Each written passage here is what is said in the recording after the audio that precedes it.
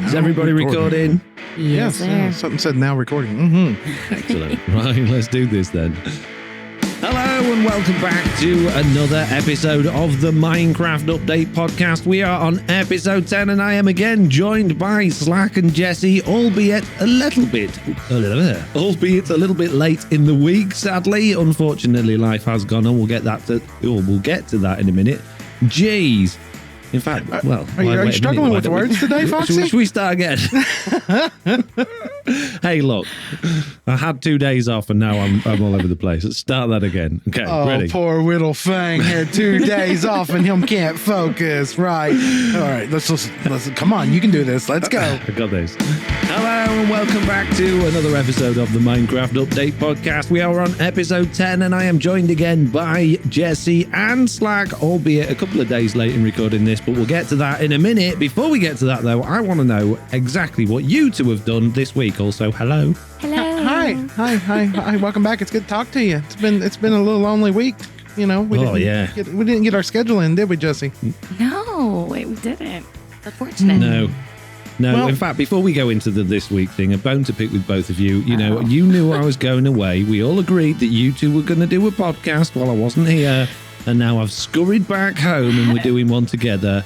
Come on, what happened? You see, I arranged my doctor's appointments. I went to message Jessiie and I was like, hey, after my doctor's appointment this day, what can we do? When can we do this? Jessiie, what happened? I caught the plague. Me and my family, Super Bowl Sunday, just absolutely died. The entire family, we were hugging toilets. It was bad. It was just, we died. That's probably why you caught the plague. You shouldn't go around hugging toilets, Jessiie. It's really dirty. They're full of germs. Honestly, it's gross. It was bad. It was so bad.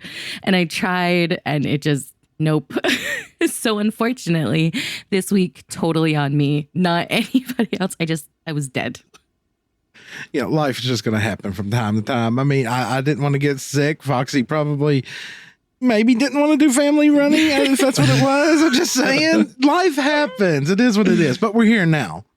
Exactly, yeah. So, neither of you are on the naughty step this week. I'll let you both off.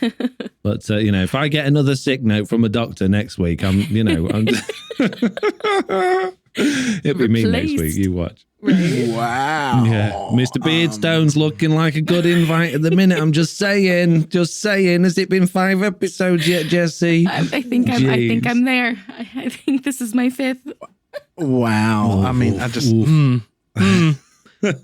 I thought we was all friends. Apparently not. So anyway, Jessiie, so you've not been very well, but have you managed to do anything during this your plague-ridden state? Have you managed to get on with much this week? I haven't recorded in a solid 2 weeks. I think I streamed once, and the one thing I did manage to do is the Hubs and I have been playing on the Snapshot in Java. Ooh, the new experimental Warden Snapshot. Yeah, that one. Oh, well, you could tell us about that now, but I feel like, should we wait until we get to that maybe later we should on? wait. Maybe we should wait till we get to that point. Yeah. I'm very excited to find out what you've got to say about that, though, Jessiie. What about you, Slack? Have you been up to much this week? Aside from the road to recovering from my plague incident, it's been the week of doctor's visits. But things are looking up in that, so we're not going to go really into that today. And as far as game-wise this week, it's kind of getting back on that horse, after a few weeks off. You're like, how do I record? What do I say? What do I do? I feel like, I'm just sitting here with my hands like, hi, what do we do? How do we work? And, of course, at the end of the last podcast, the preview came out. And I tried it, and it was okay, but it just, I don't know. Literally, you were talking about with maps and stuff like that, and it was just like, yeah, I'm not interested yet. Just not interested in it yet. Yeah, that's understandable. Totally understandable. Yeah, I've got a bit to say about the preview as well. Did you want to go into anything else on your this week bit before I do? No, I think we covered a lot of me last week. Okay, so let's just move on this week. Okay, I think I told a story last week.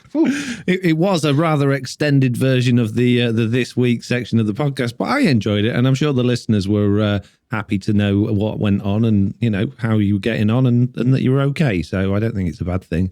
We're getting there. It's getting back in the feel of doing things. That's been the theme of this week. And now it's Jessie's turn. We've got to get Jessie there again. Last week she said, "Hey, I'm firing on all cylinders again. I'm ready to go. I've had some downtime." And then she hugs toilets and catches, the plague and trying to find the great white porcelain god, Ralph, Yeah. I agree. I think time to get back on the horse, right? Yeah, exactly. Okay, Foxy. So what was you doing this week?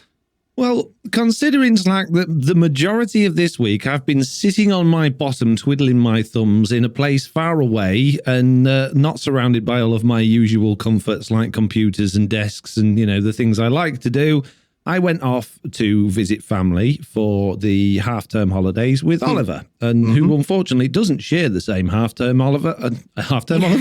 holiday as Jack, who's my other son. So I'm going back to do it again next week. But yeah, I went down to basically Cornwall to visit my brother. My mum's just recently purchased a house down there with her husband, and she was very excited for us to go stay.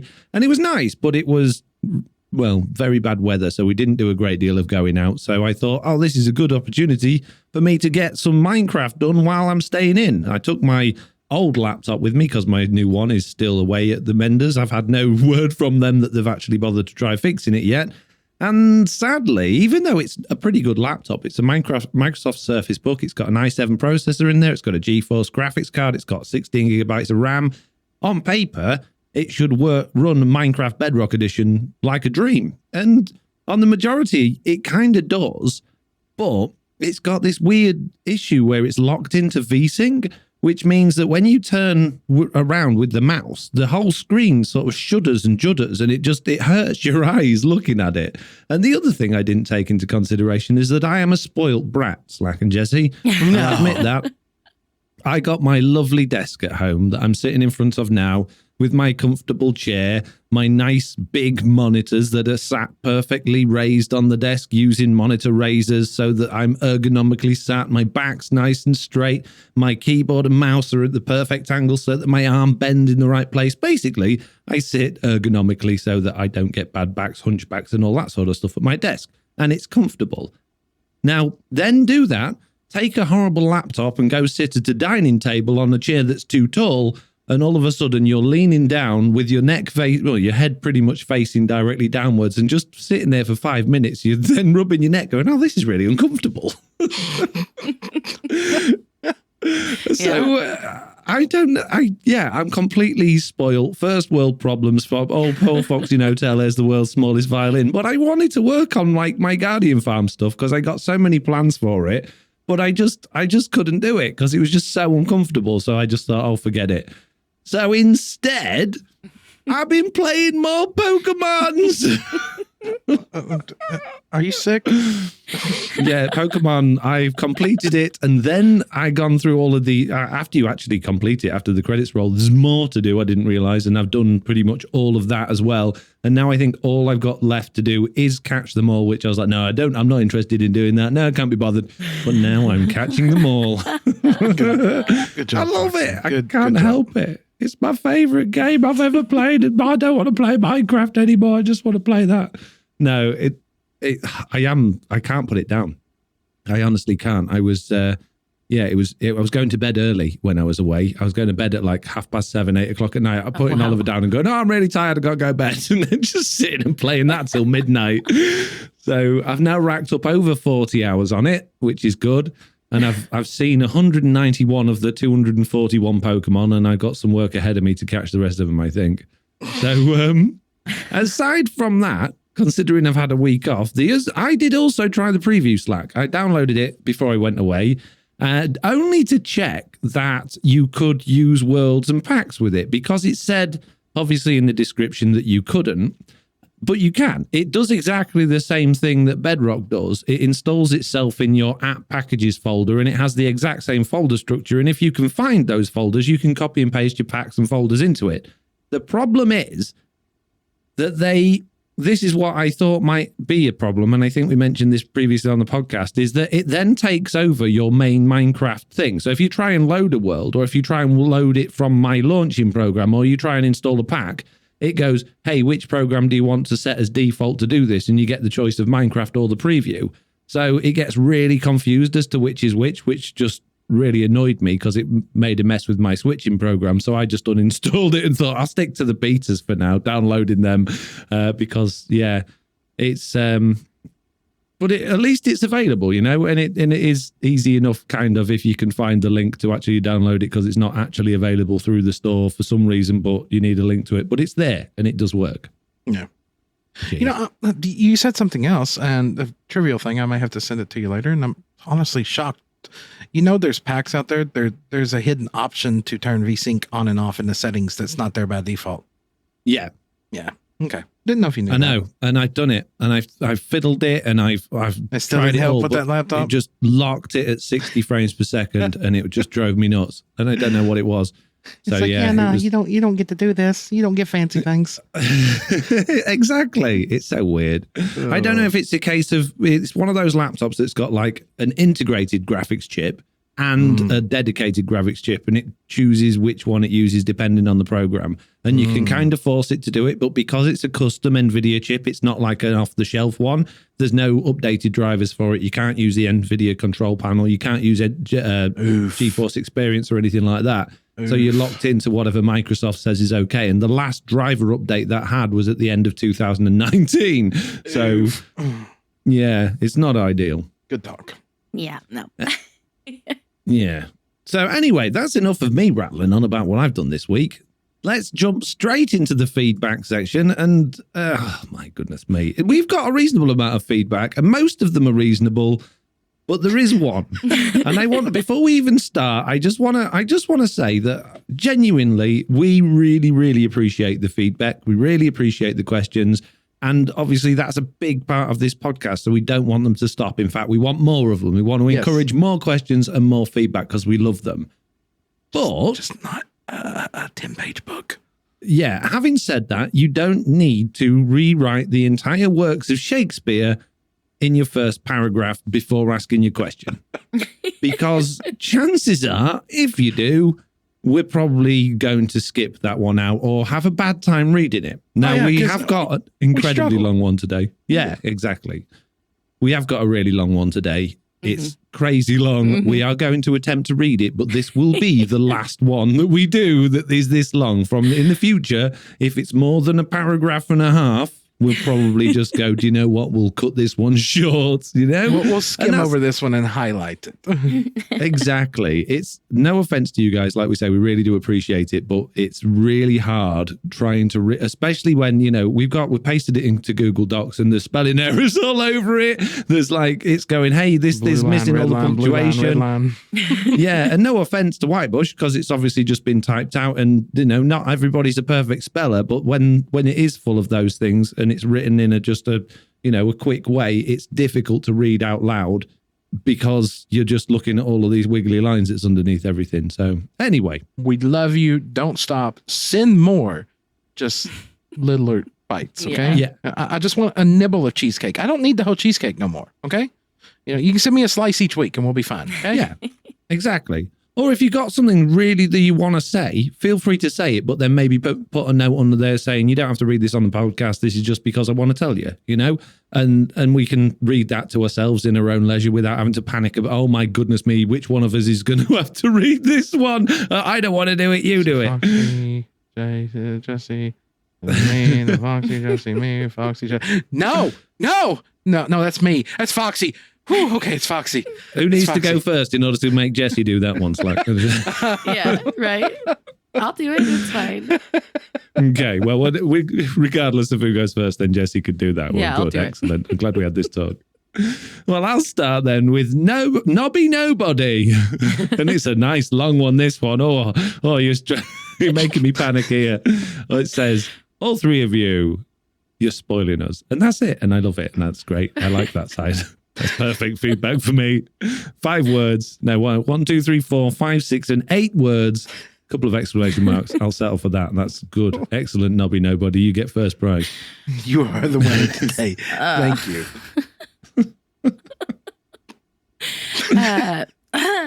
Daniel A. Regarding XP alternatives, I'd love it if you could make the grindstone easier to use with a lot of items, like all the enchanted items coming from a mob. My idea is that you'd just be able to run the items through the grindstone with hoppers, and it would take off the enchantments and store the XP. Someone will say, wait, the grindstone is also able to combine items. So how would that work with hoppers? My answer is that you'd still be able to combine items by hand, but not with hoppers. Also, when a normal item like an arrow or enchanted sword gets pushed in by the hopper, it doesn't clog the system, but just gets pulled out by the hopper. Oh, by the lower hopper. Was this too long for YouTube, I'm guessing? I think that's a joke. Was this too long for YouTube? Oh, gotcha. See? Right over my head. I actually really like that idea. I think that's brilliant. To be fair. Yeah, I like that idea. I didn't know that grindstones could combine items. Is that a thing? Yeah. Oh, okay. What do they combine and how does that work? So if you have 2 items, like 2 swords, and you put both of them in, it pulls the enchants off and then combines the item. So it doesn't it's not like the thing that does it with enchants. What is that called? Anvil. It's not like an anvil, like where you can combine enchants. It's basically just using the same item and like mending it, but stripping it of its enchants. Yeah, see, like, so basically exactly what happens if you put it on a crafting table, but it's storing it. Except you get the experience out of it. Yeah, except for you get the experience. Well, I agree then. Scrap that functionality and just have a hopper in there and just feed everything through the hopper. That sounds great. I think it does need to be limited so that it just doesn't funnel everything through. So that if something that shouldn't go in there goes in there, it clogs up, because I think that then encourages you to actually, put in a sorting system and make sure only certain things are going through. Having said that, having a sorting system for stackable or non-stackable items could be a problem. But I think there's a lot of mileage in what that's saying there, and I really like that idea. I like it. The first part of it, though, literally feels like your joke last week. It's a furnace. I mean, it'll work for all like iron and stuff like that. It wouldn't do nothing for leather. So I could see the point of it if it worked on all enchanted items, like everything. No matter what I threw in there, if it was diamond, netherite, whatever, it would run through and save the XP. But then you got the course, saving the XP and everything. But we done been over that one a bunch of times. Yeah, fair enough. Right. So the next one we got here is, oh God, what is that? Gixxer? Is that Gixxer, Moss? Is that how you say that one? Oh, I love this. I love the names. Hey, Foxy, Slack, and Jenny. No, I think you said that says Foxy, Slick, and Jenny. Daggone it. Okay, Foxy, Slick, and Jenny. Had to call me out on it. Jeez, thank you very much for that. I never really listened to the podcast before, but I'm 100% hooked on your series. I'm loving having it playing in my studio while making my pottery. Ooh, pottery. That sounds fun. I'm a pocket player and have recently heard a lot of content creators saying, blow the pocket player. What? Saying blow the pocket players when it comes to development of offhand use. I just think, just like, forget, don't worry about it. Oh, forget them. Yeah, you're all the reasons. Yeah, we just do away with you. Okay. I'm also making the assumption that most pocket players are young. Thanks, but I'm 40 and my joints often remind me that I ain't young anymore. It's sad to have one whole group of players written off just as making the touch controls might be a bit harder. Can I jump in on that? Yes, you start first. Mm-hmm. Okay, I found out the other day that the average age of players of Minecraft Bedrock Edition is actually 21, believe it or not. So It's not just all young people. It's a much older age group than I expected. So that changed my perception on a lot of things, to be honest, when I heard that. But getting to the bit where you said, writing off the touch control players, I don't think that's what any of us meant or were saying. I think we were just saying that, it's okay to have features for one person that, if you're on a different control scheme, you're not necessarily going to have access to for a feature that's not essential to gameplay, that's something else, because then you could go, okay, I'm a touch player, but if I really want to use those, I could plug a keyboard and mouse in there, a wireless one. Yes, it's going to cost me for a keyboard and mouse, or it's going to cost me for a controller if that works. But I think we were just saying, don't limit these features just because some people can't.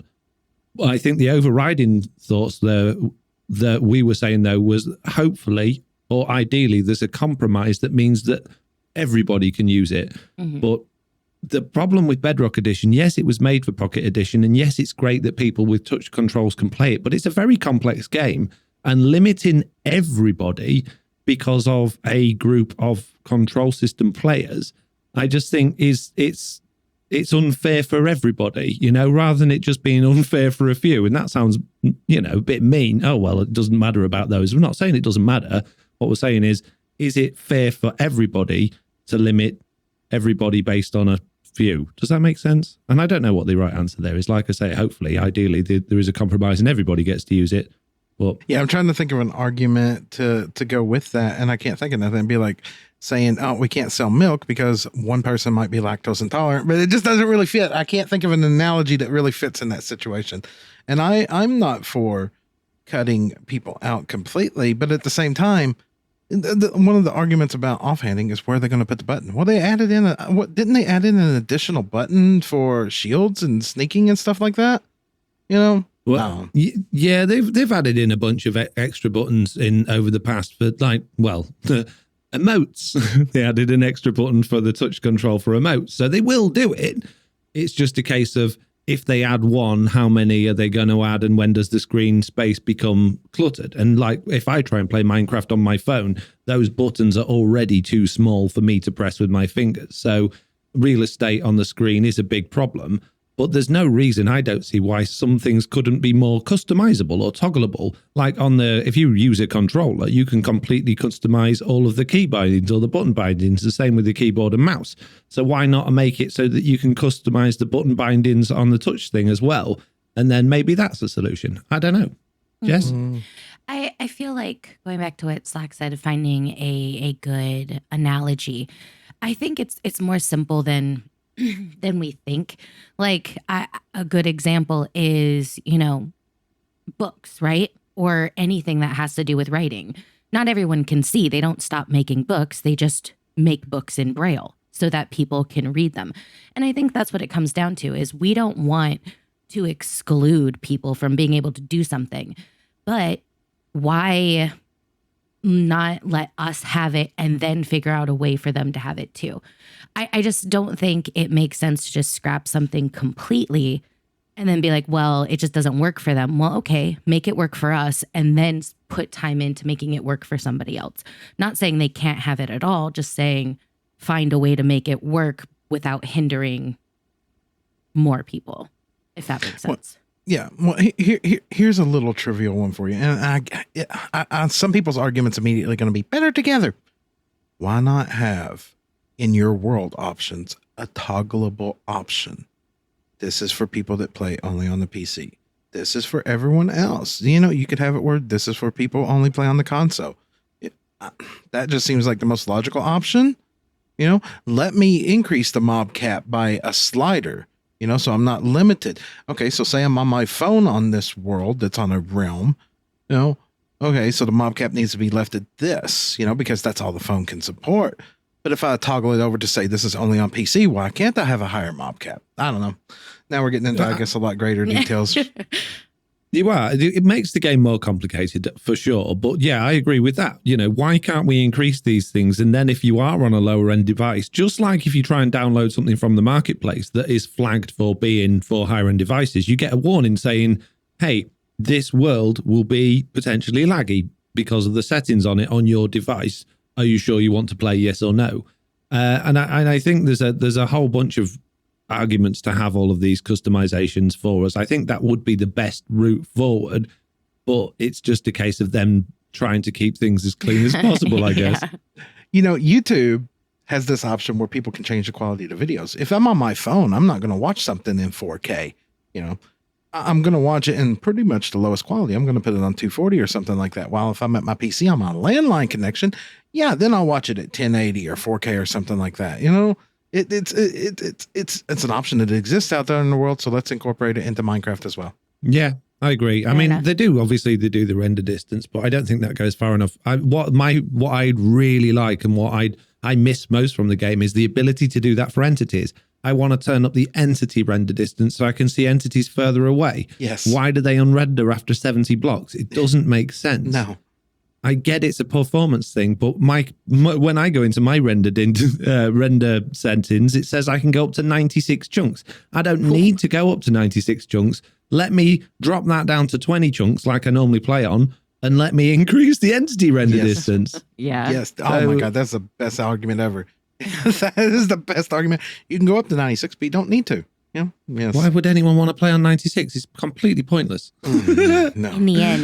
In the end, I want to go up to 96 just so I can see every city forever. Yeah. Okay. Fair enough. In the end, but then that just makes the end really cheesy, doesn't it? Does, really, yeah. let's be honest. Yeah.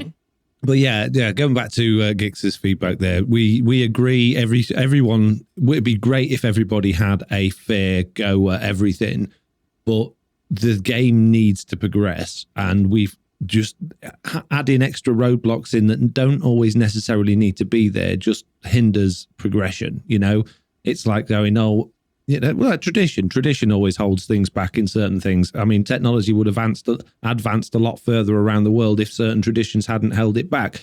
Sometimes you can argue, yeah, tradition's there for a reason. It's great to be reminded of the past and do things we used to do. And sometimes you've got to go, hey, do you know what? This thing needs to change because it's too old and out of date and out of fashion. We need to move forward so that we can move forward. And I think it's just one of those things, really. So, yeah. It's time to move on. It's time to open up the rights to more people. Yeah. Anyway, Microbial Titan says, every time I hear, what's the most annoying bug you've encountered, I half expect Foxy and Slack to say either spiders or silverfish. Slack, what do you think? Do you find those annoying? I know it's a joke. It's a pun. Yeah, I know they did a joke, and I want to go somewhere with the joke, but I feel it's inappropriate. So, most annoying bug is when we're always pillaring out over the end. Somebody logs into the server and we fall. No. So spiders and silverfish, I could care less about those. Those are just kind of irrelevant to me. You only deal with silverfish when you go to a stronghold, really, or you're in mountains, and it's not enough to matter. And spiders are just. Yeah, no, that's what they are. So they don't really bother me. Jessiie? Whale. Silverfish annoy me. But as for like actual bugs that I've encountered, I think it always is going to go back to block lag. Like the pinging. Oh, it just annoys me. And that's a bug, right? Like with the unbreaking, that's what I'm thinking. Oh, you're thinking like season 1 stuff. Yeah. Mm-hmm. Yeah. Not necessarily like client lag. Yeah, that's just something that's, I say it's always going to exist. It's going to exist until networks get better and better and better, which they do over time. I mean, where are we now compared to 5 years ago with like 2G or just G or 3G or LTE? And now it's just like on our phones is ridiculous. One of the things I find really frustrating is I've got 4G on my phone. It's not 5G. We don't have 5G around here, but 4G is ludicrously fast for me. It's faster than my fiber internet speed. It's a better ping. I got unlimited internet on it, so I don't have any limits, but yet my phone won't download any updates or let me do anything because it goes, you need to be connected to Wi-Fi. My Wi-Fi's worse. My Wi-Fi is much worse. Let me do this on 4G. No, mate. No, it's expensive. It's not. It's free. It's free. I pay for the contract, so it's free. No. And it drives me crazy. So things are moving on quicker than other things, I think, when it comes to that sort of thing. Good talk. Sorry, guys. That was completely off the tangent, but it felt like a little bit of rage wanted to come out. Do you feel better now? No. Jessiie, what's Redstone got to say? I agree with Jill. I started with Hermitcraft as well and got frustrated. Everything's fine. Go ahead. Okay. And got frustrated with not being able to do the same redstone builds. Found truly Bedrock and fell in love with it. Aww. Yeah. I think I only really had that issue with a few things, but that is how I found Foxy the first time. I think I've told that story. So yeah. I definitely, I think it's amazing that truly Bedrock has filled that gap. So I'm glad that you have found something to help. Yep. Glad you're here. Love you to death. Amazing person. Thank you. Oh, look, it's our friend. Everybody, you see who the next one's from, right? Yes. We skipped their emails. Right. Victim born here. Hey, hang on a minute. How did their email get in here? I put that one in the bin. Did you accidentally let that one in this week? Oh, jeez. We told you about that, right? Well, their comment's not that bad this week. It says, every week I listen to the podcast and think, that's it. This is the best it could be. And then next week I'm proven wrong. Excellent show. I am very happy to be proven wrong week after week. You know, they're singing a different tone than they were singing last week. I'm just saying. You read out one email and then all of a sudden it's the best show in the world. Thank you, Victim. That's really nice to hear. Thank you so much. I'm glad you're enjoying it. And we definitely did get your emails and your one that was saying test. So don't worry, it came through. I saw that when it made me laugh. Yeah, it did. Right, Redstone Dad says, spawners are working better in the new update. That's good. The bad news is I haven't played on the new Minecraft 1.18.10 or 12 yet. Have you guys? No. No. Yet. We're waiting on the server to be updated. Just saying. I was told I'm not allowed to update it yet. Hey, I'm okay with it waiting.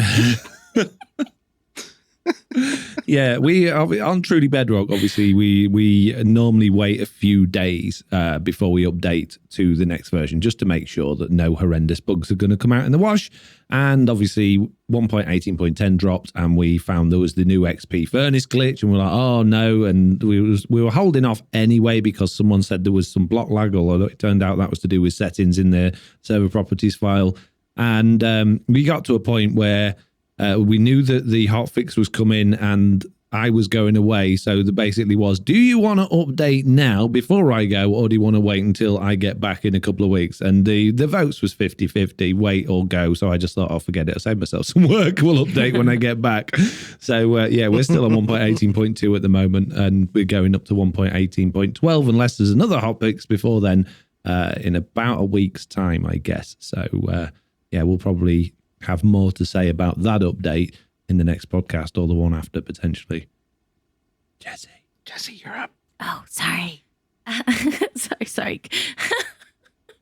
Redstone Dad again said, I think the Warden will have an incredible reach and may be able to phase through blocks. Ooh. I mean, that's a fun speculation, having no knowledge of what it is currently like in the update. Interesting. Yes, you do. Wait, this is not that section, though. We agreed to wait till we get to that section of the podcast. More on that soon, Redstone Dad. Yeah, we'll get to that when we get to the news section, I guess. That'll be our big centerpiece for today's podcast. With a bit of luck, either that or we'll all just be like, nah, it's rubbish. Let's move on. Right. Total Thomas Man. Hey, Foxy, Slack, and maybe Jessiie B as well. Hey, look, they called you Jessiie B, not so Jenny, happy. but it was still maybe Jessiie. Yeah, I don't know if I want to. Yeah, not Jenny B. Jenny B. Should I acknowledge that she exists? Maybe.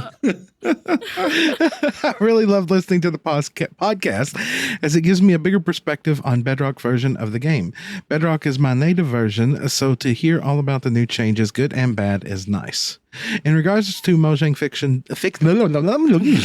let's try that again. In regards to Mojang making Java players move to Bedrock, I like to think of it like the petrified oak slab on Java Edition.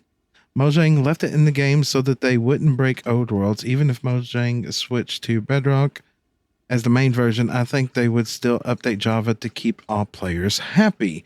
Thanks for making a very entertaining podcast, Total Thomas Man. It already is the main version.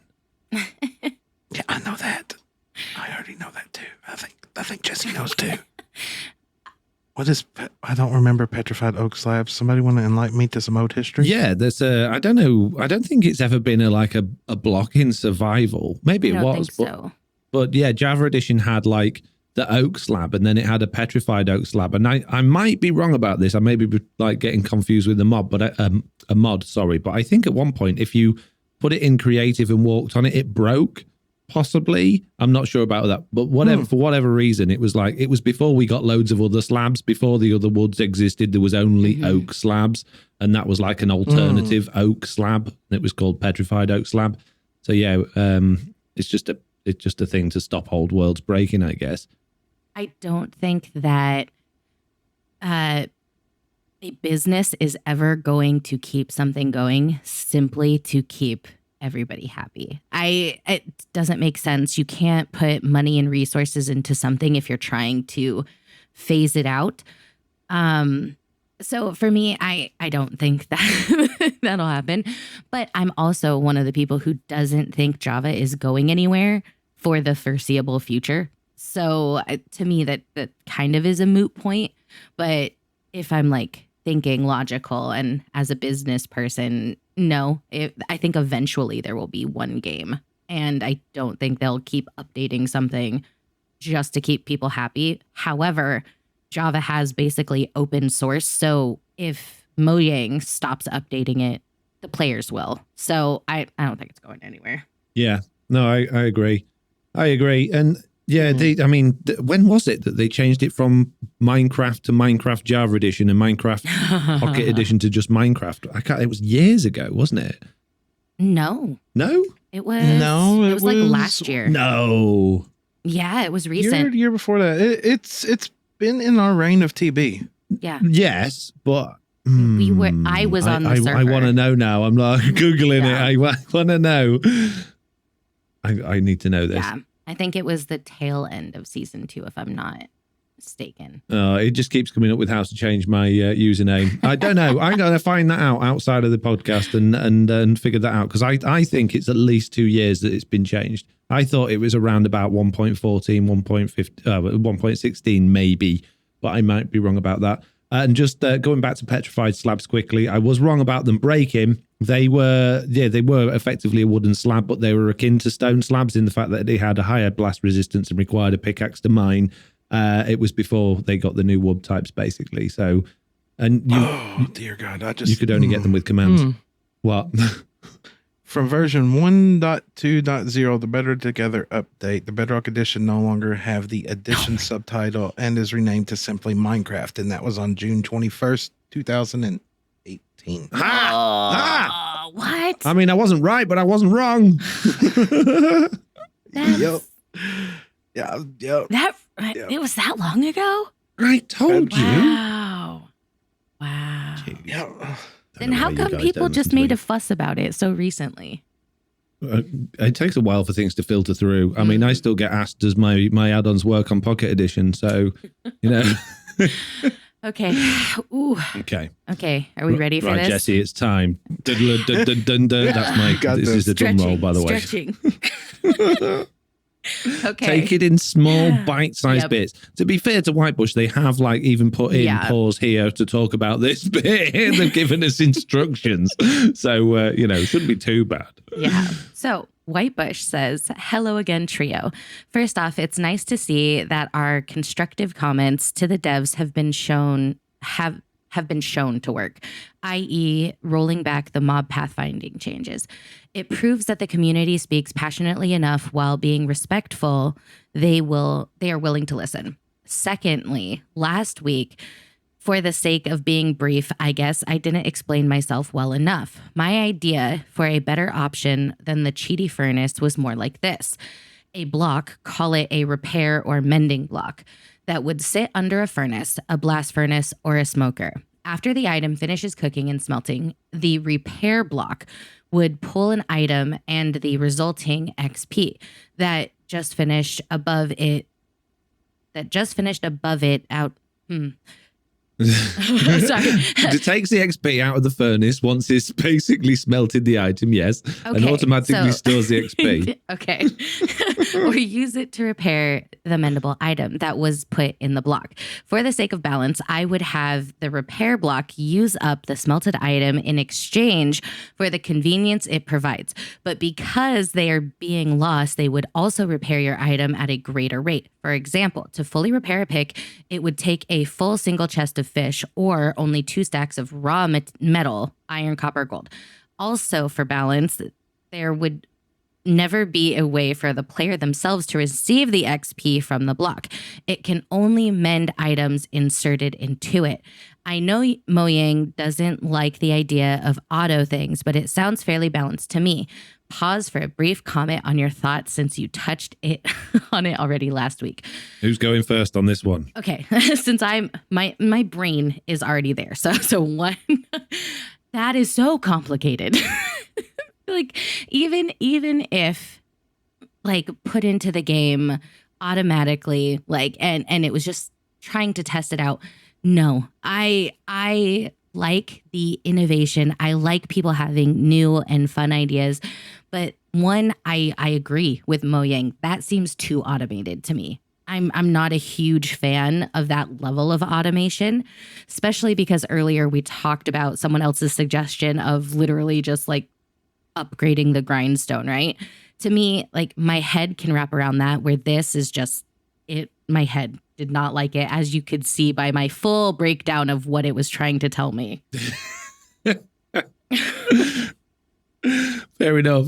All right, just to try and condense this idea into a much shorter explanation. I think what they're saying is, here, you get a furnace. Underneath that, you put a block called a mending block or a repair block that has an inventory that you can put an item into it that's broken, and it will take the XP from the furnace to repair that item. And the items that were in the furnace just get eaten for whatever reason, which multiplies the amount of XP you get. And then once that item's mended, you can take it out. I honestly don't see the point at all. I really don't understand how this is a convenience or a help to anybody when you can, this furnace will already do that. All you got to do is hold the item and take the XP out of the furnace.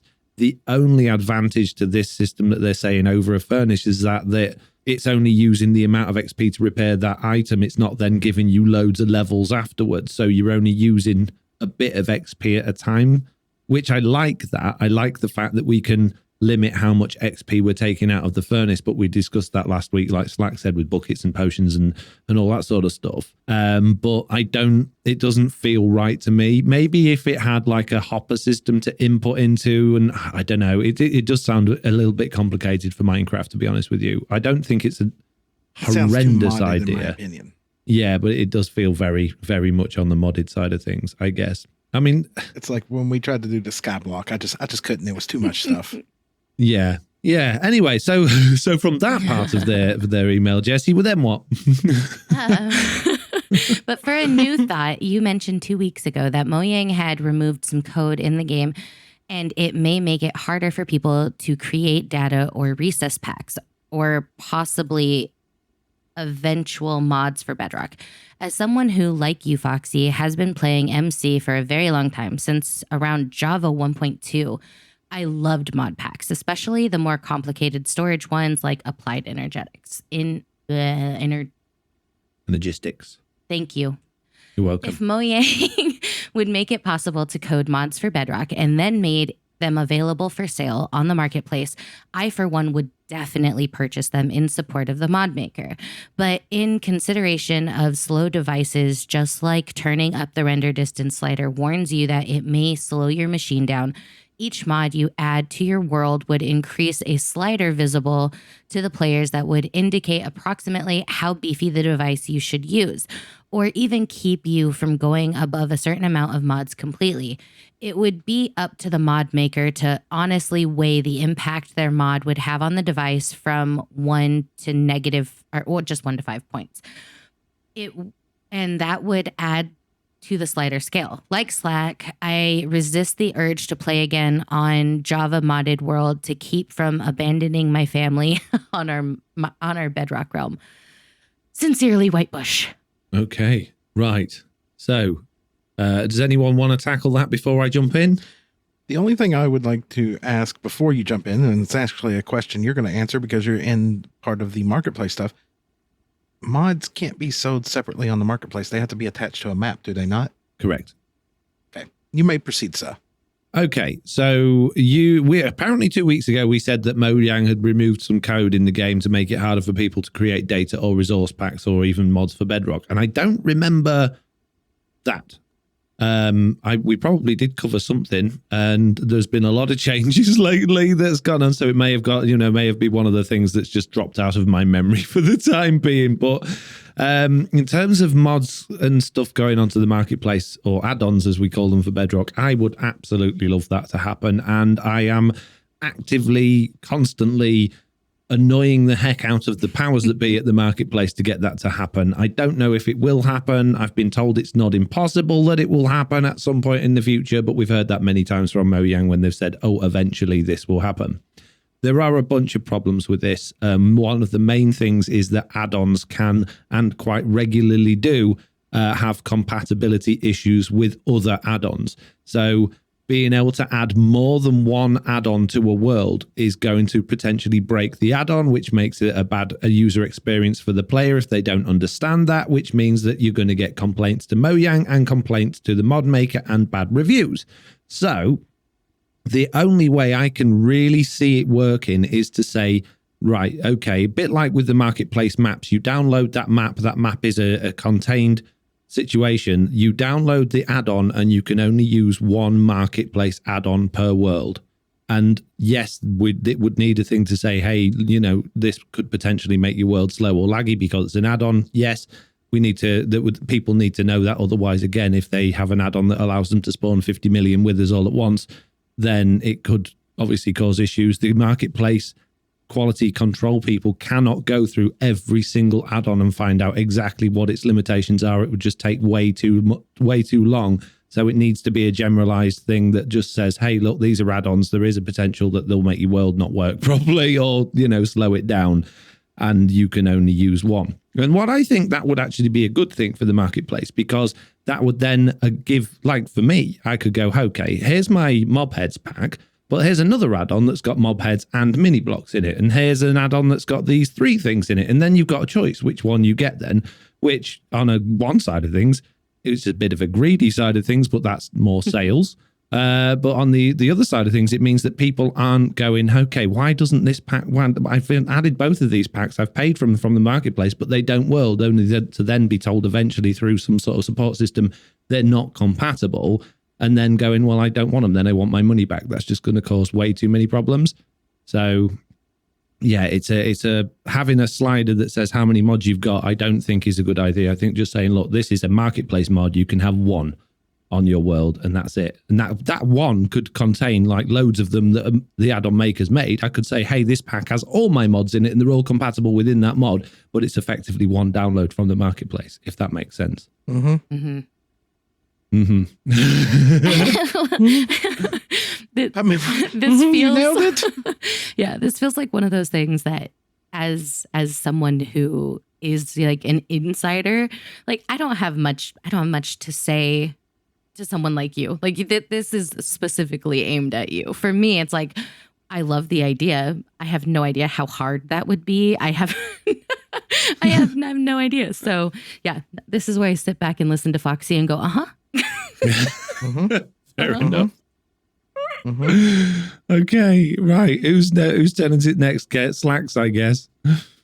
Well, technically, I did the one before that. Then Jessiie volunteered for that for you, so it's your turn. The Dylan Arts says, Foxy took a GPU apart, expert level 99 computer technician. Also, great podcast. I loved hearing the 3 of you, and glad Slack is back. Thank you very much. Yay! Now it's your turn, Slack. Oh, okay. Well, we've reversed order. Okay, everything's fine. Pirate Danny, thanks for recommending the recommendation of Spawn Chunks. I just added to my podcast rotation after listening to their last episode. It was rather enjoyable. Good talk. Yeah. Spawn Chunks is good, just saying. Yeah, I'm glad you like the recommendation. It is definitely worth listening to. It's a little bit more of a serious take on Minecraft than our one. Like, that's where you go if you just want to learn about Minecraft in a very serious manner. If you're just after a little bit of entertainment with some Minecraft news chucked in the middle of it, come to see us.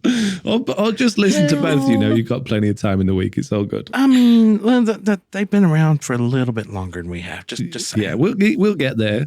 Tiny. One day. It's fine. Miles Tails. Miles Tails. Wow. For some reason, that was hard. Guys, is the Reinforced Deepslate is weatherproof. Sorry. Is the Reinforced Deepslate is with? Okay. If it is, if it, then can player make a wither cage in survival without Bedrock? Okay. Got it. I got what they're meaning. Is it witherproof? No, it's not. No, it is. It is. What they said, no, they've put their is on the wrong line there. It should be saying, guys, the Reinforced Deepslate is witherproof. If it is, then a player can make a wither cage because it's, basically, we'll get to this. The Reinforced, the new stuff. Yeah. Gotcha. Okay. I think it's Il Mango has already put a video out showing that you can move it around with pistons. Which allows you to make a wither cage, and we will get to the news very briefly, or very shortly, sorry, that says, no, that's not going to be possible. But anyway, before we spoil that, that's the end of the feedback section, which means we can spoil that. But, hey, wait, it's time to spoil that. You just said that. Yeah, but not before we do the other things. Like we have an order on the news, my goodness me, and it's complete. I have no idea. The order was just how I wrote them in. There's no... No, we should probably put them in sort of order, I guess. Which one do we want to talk about? Oh, we'll talk about the snapshot last. Yeah, let's snapshot last. Let's just move that. That's the meat and potatoes there. Yeah. Right. Okay. Let me put the one that we've got at the end at the top. I'm glad everybody can see this document we're working on in this podcast because it's obviously a very visual podcast. Right. Yeah. In fact, we'll. Oh God! Don't get him started on that TV again. Look, okay. Henrik, somebody said on Twitter that they've been tinkering with the goat horn on the latest Minecraft beta, and it says we've shipped an early experimental version on Bedrock. If you've tried it, then any feedback is welcome. To get a horn, trick a goat into ramming a tree. I couldn't get that version, Minecraft 1.18.20.25, because I saw that after 1.18.20.27 had already come out, which I did download, and I put all of the experiments on. I got a goat horn, and I couldn't say any difference at all with the new goat horn to the old goat horn. So unless you guys have got any clue what they're going on about, I don't really understand this news. Yeah, no. I didn't. No, fair enough. I mean, I'm interested in goat horn news because I'm still convinced at some point they're going to tell us it's going to be useful. It did say that a sound plays when a goat horn breaks off a goat, and there's an animation shown when using it in first person and third person, but I don't feel that that's like tinkering worthy, do you? No. Negative.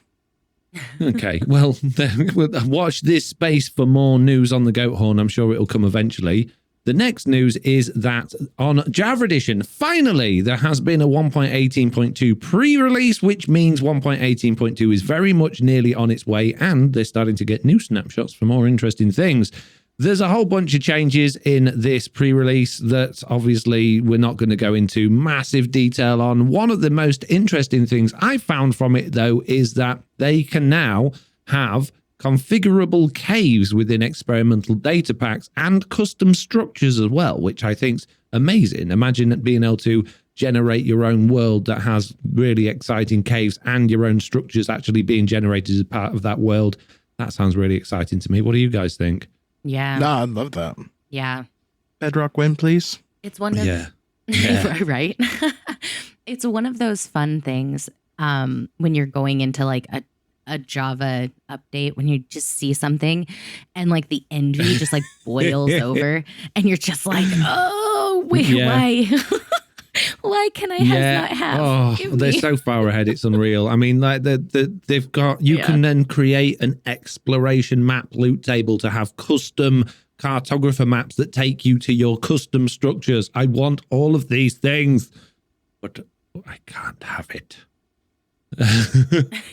Just imagine the fun maps you could make. Like you just don't, Jessiie. You make me sad on the inside. I'm sorry. Not fair. Sorry. I'm down. Someday. One day, yeah. And there's been a couple of bug fixes, but nothing really to jump out at, really. Obviously, once the full 1.18.2 drops, there will be a massive long list of changes, but that was just for pre-release one. So we'll go more into detail when that eventually drops, unless anything exciting comes out in the next couple of pre-releases. Speaking of pre-releases and snapshots, we got the 1.18.12.01 Bedrock hotfix for 1.18.10 coming out so quickly on the heels of 1.18.10. I don't think I've ever seen Bedrock push out an update or a hotfix that quickly. Have you guys? Mm-mm. That was so... Wow. we were just waiting, right? Like that one, as soon as they announced it, as soon as they... like the furnace glitch came out, right? We were like, all right, let's put this stopwatch on. That one's just too big. I knew it was big, but I didn't think they'd be that quick. I thought that would probably be like a 1.19 fix or maybe another 1.18 something like update rather than hotfix later on. But they jumped on that so fast, it's unreal. So yeah, the update, basically the changelog for that is not much other than fixing the very, very new GT Furnace XP bug. And one that I picked out from the changelogs was that it improved smoothness of player movement. I don't know what that means, but that's an interesting thing that I'm going to be looking out for when we finally get onto that one. So going from an update to previews as well, we got a brand new beta or preview 1.18.20.27. And this generally is all to do with how damage is calculated on Bedrock Edition. There's been an absolutely massive bunch of updates lately on Bedrock for how damage is calculated in order to make it more accurate and hopefully have less times when you accidentally touch the floor while flying and then explode for no particular reason. They're also balancing damage across the mobs on different difficulties as well. Now, I'm going to assume that these are parity updates rather than them just making up new rules, but it doesn't mention parity updates, but I'm going to guess that they are. So a very quick rundown is basically mobs across higher and lower difficulties have had their damage adjusted slightly accordingly, it says. It doesn't say accordingly to what, it just says accordingly. Armor and protection reduction calculations have been made more accurate. Dragon's Breath attacks now properly deals damage. And one thing I found really interesting from this update was that the player's position when rejoining a world will remain the same if they quit while in lava, which I believe it means you can no longer cheat your way out of lava by logging out and logging in again, which I think is a good thing. Unless you've got friends that pour lava on your spot where you logged out of the game. Or next to your bed. So the other interesting change with this one is in creative mode. Have you ever played in creative mode when you've been flying around the world and you go through blocks or you hit a ladder or you want to go down a ladder, or if you want to, you hit a vine hanging down and it just stops you? Yeah, that's been fixed, which is nice. So yeah, and then there's just a whole bunch of other updates and crazy stuff with the game test framework that I don't think we'll go into massively. There is one more thing that has made me very, very sad, though, very sad indeed about this particular beta, and that is that they have yet again reverted their changes to custom block geometry. So just to give a long story short on this one, the custom blocks that are currently in Minecraft are being overdone by experimental ones, and the experimental ones have been in, I think it's the holiday creator features, and they've been in there for a long time, like getting on for 2 years. And one of the best things about that was that they allowed you to have custom geometry, which means your block can be a different shape from just a solid block. And one really good thing was it could be bigger than a block, which means we could have things like bushy leaves instead of just normal leaves. But now they've said, no, I'm really sorry, it can't be bigger than a block. It has to fit within a block. Otherwise, it creates loads of lag, particularly at junk borders. So they've taken that one away. Hopefully, it'll come back again in the future. But for now, the future's bleak on that one, sadly. That makes me so sad because I love bushy leaves. Yeah, I love bushy leaves. It's one of my favorites. Yeah, I was so hoping that when that experimental stuff finally came out, or when it finally came out of experimental, I'd be able to just drop a bushy leaves resource back and make everybody very happy. That's one of the biggest things they get asked for is, can you make bushy leaves resource back? I'm working on it, guys, but they keep fiddling with it. And now they've just said out and out, no.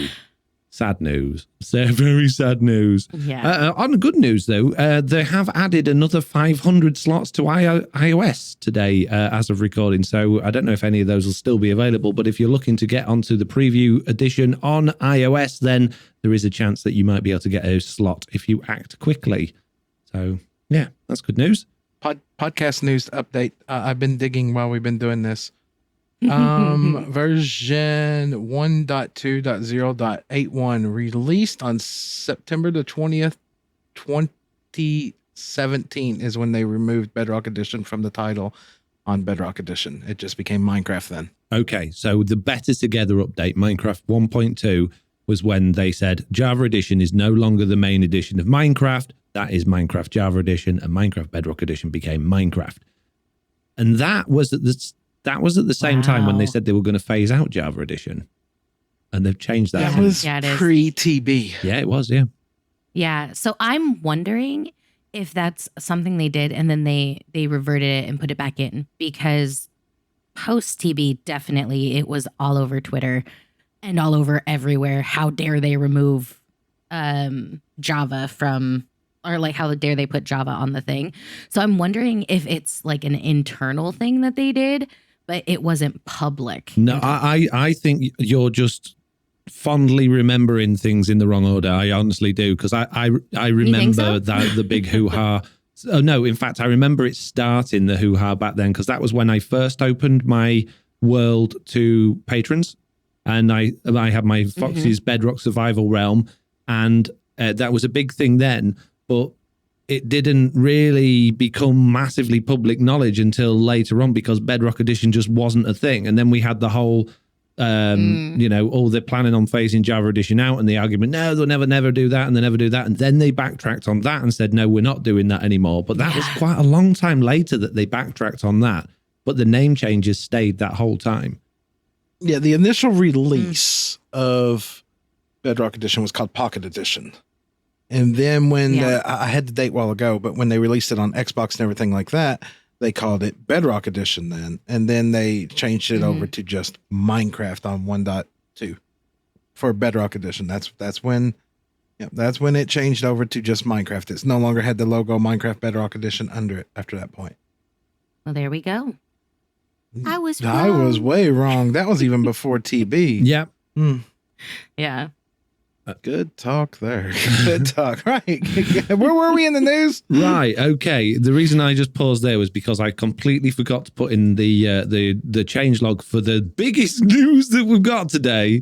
So I'm just copy and pasting that into the document now. So, wow, a huge experimental snapshot for Minecraft Java Edition dropped this week. And what that means is it's not part of the normal launcher. You've got to download it separately. And this was all about the Warden and the Deep Dark and all of the Skulk stuff that goes with it. And it added the Deep Dark biome to the overworld. It added ancient city structures to the Deep Dark. It added the darkness mob effect, Skulk Veins, Skulk Catalyst, Skulk Shrieker blocks, Skulk sensors. And Skulk sensors now activate when they're stepped on, even when sneaking, and basically a whole bunch of stuff. It's crazy. But the biggest thing that they added that we didn't know about was a new enchantment, which is currently a boots enchantment, which gives you Swift Sneak, which has 3 levels and can't be put on the same boots as Soul Speed, Frostwalker, or Death Strider. But basically, the Warden is in Minecraft now, and you can play it. It's not official. It's not fully released. It is very much experimental, and they have been saying pretty much there's just been a stream of Twitter posts from the devs saying, don't forget this is experimental. Don't forget this is experimental. Don't forget this is experimental.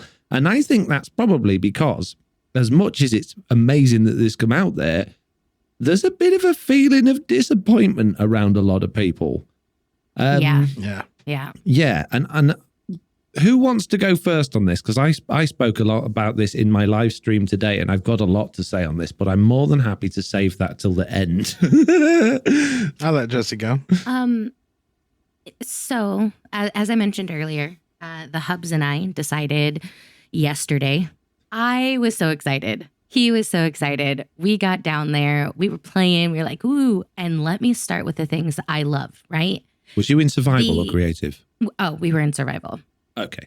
So it was amazing atmosphere. Like the sounds beautiful. Like I loved the ambience. I loved the feeling. Like it honestly made me, anxious, right? Like I'm down there, I'm trying to find stuff, and this everything like made my hair stand up. It was great. And then, there's the Warden. And it wasn't so great. I mean, it looks brilliant, but you literally could pillar up and just whack it. And that was about it. And it's so slow. It wasn't very scary. It wasn't very anything. The loot was okay.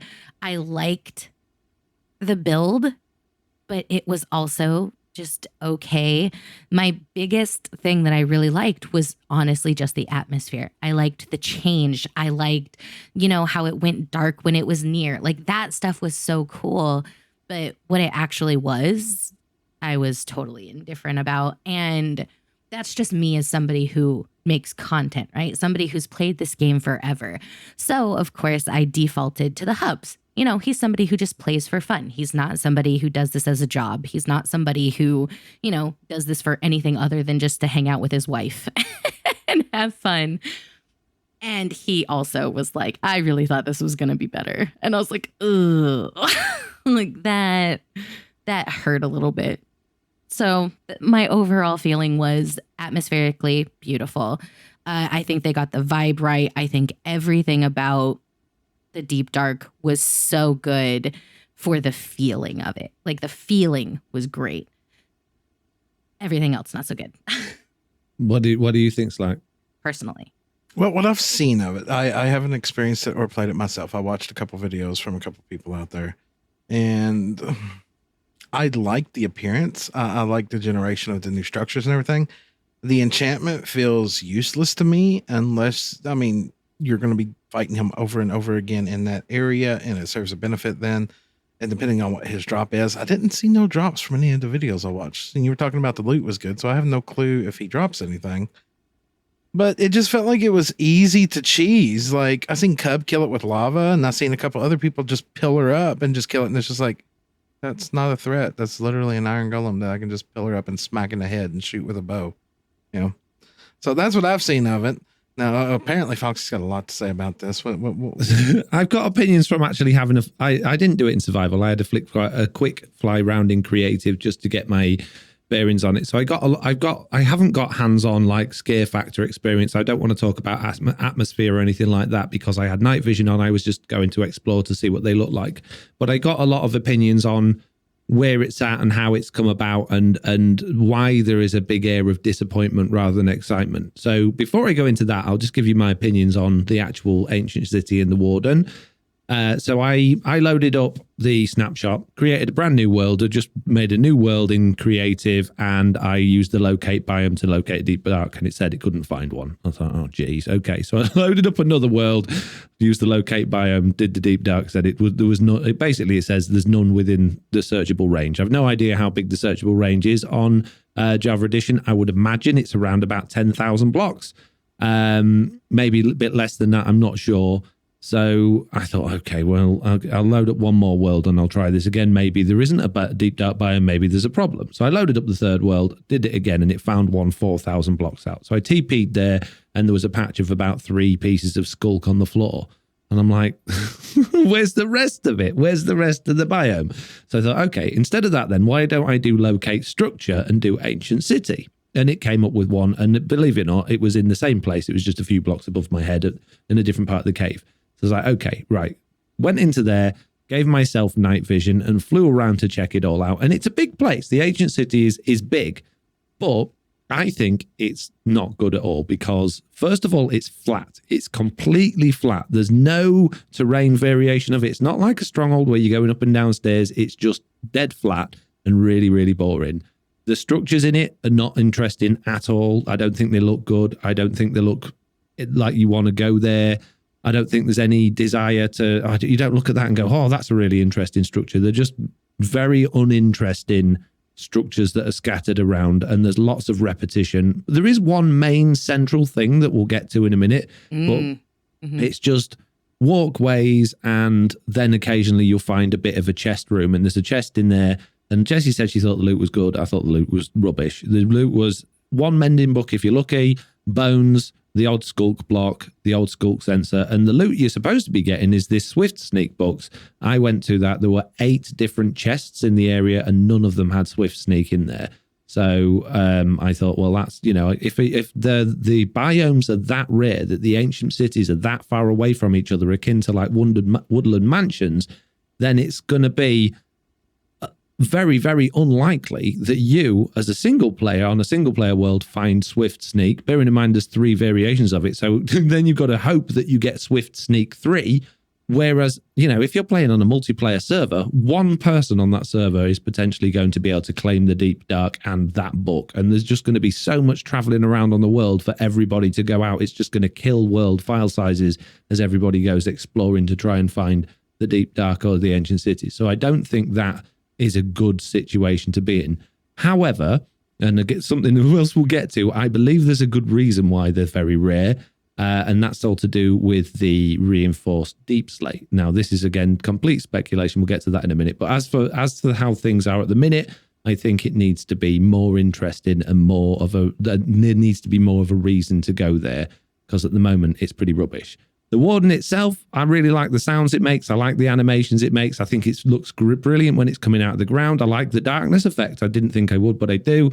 But for me, when I was startling it to make it come out of the ground, on 2 occasions, it pillared up through a wall and just ended up above me, and it couldn't get down to me. So I could have just stood on the floor where I was and just kept shooting it with arrows if I had a bow and arrow with me. It was just stuck where it was. So I don't think all of this hype that KingBDogs made, and he was making on the Spawn Chunks podcast all that time ago about how they've thought about you can't pillar up and cheese it and you can't just go in a hole and cheese it. They haven't. Unless that's coming later. At the moment, it might be coming later. This is the first version that they let the public have. So yeah, absolutely. Maybe. But it just feels very, very easy to run away from or to hide from. It doesn't feel like it's particularly difficult to get. So I don't know. I don't think it's going to be a particularly interesting or exciting place to go more than once in its current state, which is a bit of a shame. And I think the reason there's a lot of sort of ill feeling about it is not because it's a bad thing, because I'm sounding like I'm really miserable about this, and Jessiie sounded like she was a bit down in the dumps about it. But the reason for that is not because they've done a bad job. The Warden's great. The Ancient City's probably great if it was the first time we'd heard about it. If they hadn't spent nearly 2 years telling us how wonderful this thing was going to be and showing us all the animations of how it works and showing us screenshots of what the Ancient City would look like and showing us the Warden and how that would animate, they've built this up so much and hyped and hyped and hyped and hyped it and told us how, don't worry, guys, the delay's going to be worth it. This is going to blow your minds. And then this is the first thing they drop, and it's thoroughly underwhelming because it's exactly what we've seen. We were expected to be excited. We were expecting something new and exciting and interesting, but we got something that we've known about for 2 years, which feels old. Yeah. The Skulk stuff feels old because it's been in betas for months. It doesn't feel interesting. It doesn't feel special. And the Swift Sneak was just sort of the kick in the knees, really, at the bottom of it all, going, oh, really? That's the loot? Swift Sneak. What's the Warden going to be hiding? Oh, great. An enchantment that once you've actually got it, you don't need. So... Exactly. Like the only purpose I see for that enchantment is in long-term PvP worlds. And I'm not even talking like UHCs. UHCs, that'd be useless because the odds of finding the Warden, getting that and everything. But in a long-term PvP world, okay, so you could crouch and run them. But other than that, what's the point of it? Exactly. What is the point of it? Being able to crouch on well, we've got like on scaffolding a bit quicker, maybe, you know? Oh, here you go, Foxy. You want to be crouching while you're building that pillar out over the void and going at full speed? Yeah, no, I'd much rather have Depth Strider. So before we get to what we're going to speculate about, and we've also got a question about that in the questions section as well, I will just go on to the other couple of news pieces. There was a discovery, I think, from Il Mango that you could piston push the mysterious frames, the reinforced Deepslate, and Doc M77 suggested on Twitter that because that was in Slice Lime's video, then that must be intended by the developers, and they're going ahead and making wither chambers on it because it's not breakable by withers. Turns out that it is not intended, and it is not supposed to be able to be pushed by pistons. It is very much supposed to be just like an end portal tile, only breakable by the player, not available in survival and cannot be pushed. They also, KingBDogs came out today and said that it seems that the players want Swift Speed to be a Leggings enchantment, and they just put okay. So, fair enough. Sure. Okay, well, good. It moves it off the boots. Yeah. It's still... I hate to sound like that guy. What's the point of this enchantment? Yeah. Exactly. What is the... Where am I benefiting from that? It very much feels like anytime we get anything new, it's like, oh, yeah, here you go. Have something else for your boots. Okay, so I really want to carry around 4 pairs of boots in my ender chest that I have to switch out anytime I want to do something. It's just, I'm not. I like that it's changed to leggings if that's Yeah, true, but I still don't get the point of the enchantment. I feel like that's one we won't know until later, though. Unless it really is just that simple. And if it is that simple, I'm annoyed. Like I don't care enough. When I said I really liked the loot, I meant I liked that each of these places had a purpose. Yeah. I liked the structure part of it. I liked that there were loot hidden throughout the thing. That made it feel like, okay, there's something more here. That I like. I don't like when there's just random things like half the villages where it's just like, okay, they're just houses that are there for no reason. I'm not a huge fan, or those underwater little temple city things where there's nothing there. And you're like, cool, this is weird, but whatever. I like the idea that there's a purpose to something. So that made me happy. But yeah, what was inside the boxes, I don't know if that will change. If it does, great. If it doesn't, then whatever. I mean, come on. Let's look at it this way, too. If it's like Foxy says, and it's like a woodland mansion, it's that rare. Give us some good loot, not just one enchantment, but really make it worthwhile. I could go find treasure chests and get better stuff. Make it worthwhile with the loot. You know, don't give me something that I can go get a treasure chest and not even ever worry about the deep dark. Yeah, exactly. Exactly. Everything we've had added to the game like that so far has had something useful. So the Woodland Mansion had the Totems of Undying, and just interesting places to go, and secrets, and pillagers, and evokers, and all that sort of stuff. So that was good fun. Or illagers, not pillagers. The Ocean Monument brought in sponge rooms and Elder Guardians that drop sponges and things like that. And, you know, ability to create farms and prismarine and all that sort of good stuff. The aquatic update brought in the structures where we could get hearts of the sea. Yeah, the treasure chests and things like that add to the game.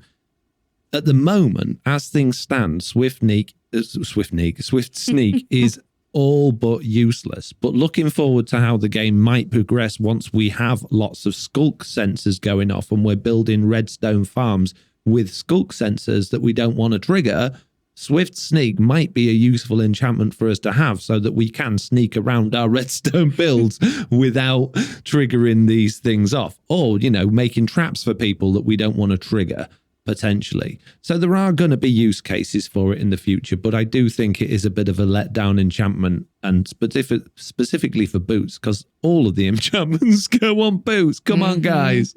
So, okay, if Swift Sneak, okay, I could think of a situation where I would like it. If I could sneak in a cave and literally walk within like 2 blocks of a mob and it didn't see me. Oh yeah. So you can sneak up on mobs. That would be good. Be brilliant. In that situation, I would love it. If it, So you're wearing Swift Sneak. I don't see you. Yeah, that would be good. Creeper. adding a whole new stealth aspect to the game, I think would be great. But at the moment, the Warden's the only thing that can hear or smell the player. So, yeah, Swift Sneak's not even going to be useful getting close to the Warden, because once you're close enough to him, he can smell you. So, in its current experimental, let's not forget this is experimental. This isn't even Snapshot. This is just experimental. In its current state, it definitely needs more. But I think after you disappeared at the end of the last podcast, Slack, me and Jessiie got to talking about where this could potentially go. And someone else has picked up in this that we'll get to in the questions in a minute. And that was that we may be potentially getting a whole new dimension. We've talked about that. And this before, is speculation. Mm-hmm. Were you available? Were you there in that conversation as well? Well, I know we've had conversations about this in the past. Yeah, I was there for that conversation. Yep. Okay, sorry, my memory then. So basically, in the Bedrock version of the game, the mysterious frame block, the Reinforced Deepslate, was called Mysterious Frame, and we've been saying for a long time we think that this ancient city is going to be where our end portals are. It's got to be linking to the end somewhere. But now we've seen this frame, the frame which is a rectangle, which is a specific shape, and the fact that it can't be moved, and it uses this, the blocks have the same sort of, you can't get them in survival and they can't be pushed by pistons. And the fact that they were referred to as a frame and they've got this weird little rectangular outline makes me think that there is potential for us to be getting a new dimension with this, which would then lead on to but sort of excuse the fact that this so far already has been nearly 2 years in production. Yeah. Now, I know we've had a lot of videos out recently that have said, hey, look, the Warden's gone through all of these stages of development. There is a reason it takes so long for us to get to where we're going. But bear in mind, the Minecraft Live before last had video footage of the Warden in its current state in an ancient city, which looks exactly the same then as it does now. That's 18 months for them to sort of polish this on 2 versions. Seems like a long time. So maybe that's how long it's taken. I don't think it is. I think or at least I'm hoping that there's more to this. And the other thing to add into this speculation is the fact that KingBDogs is the original developer of the Aether, which was actually the second dimension in Minecraft, because I believe that came out before we got the end. It was after the Nether was made, although, yes, it's a mod, but he's got experience of building dimensions. So maybe, just maybe, that's why they hired him. They wanted a new dimension in Minecraft, but who better to hire than KingBDogs? Because, but don't forget, this is his first project as part of Mojang. So, all speculation. What do you guys think? Yeah, I 1000% am hoping, putting all my positive vibes into this leading to another dimension and seeing the position of the frame, like actually being down there. I think that's the only thing it can be, because it's very obviously a portal. Like, I don't care who wants to look at that. If you don't look at that and go, oh yeah, that's a portal frame, I don't know who you are. Like, that's all it can be. So whether that leads you to the end, whether it leads you to another dimension, whether it leads you to whatever, I feel like we're getting something. And that is the only redeeming thing I got out of that snapshot, was there's something we don't know, and I'm here for it. Yeah. Slack? I'm in agreement with both of you all that if it doesn't lead to a new dimension, I'm going to feel that cheated. Whatever they do is going to be a letdown. Yeah, it's going to be a letdown, because you literally mentioned that KingBDogs was the guy who made the Aether. He's spearheading this project with some others. That they've been pushing this project for 2 years. If it's literally 2 years just over a new biome and one new mob, and pardon me at this moment, a trash enchantment, I'm going to feel so let down. It's not even funny. I am. I don't want it to link to the end. I mean, you look at that. It does look like it belongs in another dimension, that frame. That's exactly what it looks like. Now, here's my question to both of you all, though. If there was another dimension being developed in all this time, would we have heard something? I mean, 2 years. You're talking about they're really polishing this for 2 years now. They would have to hint at another dimension, wouldn't they? Wouldn't you think? It's well, I really want this to be this is an intentional, hey, look, let's make them feel a little bit disappointed before we go, boom, here's the actual thing that we're waiting for, and then bring us all back up with a massive amount of hype. So what I meant to say, and I forgot a minute ago, was that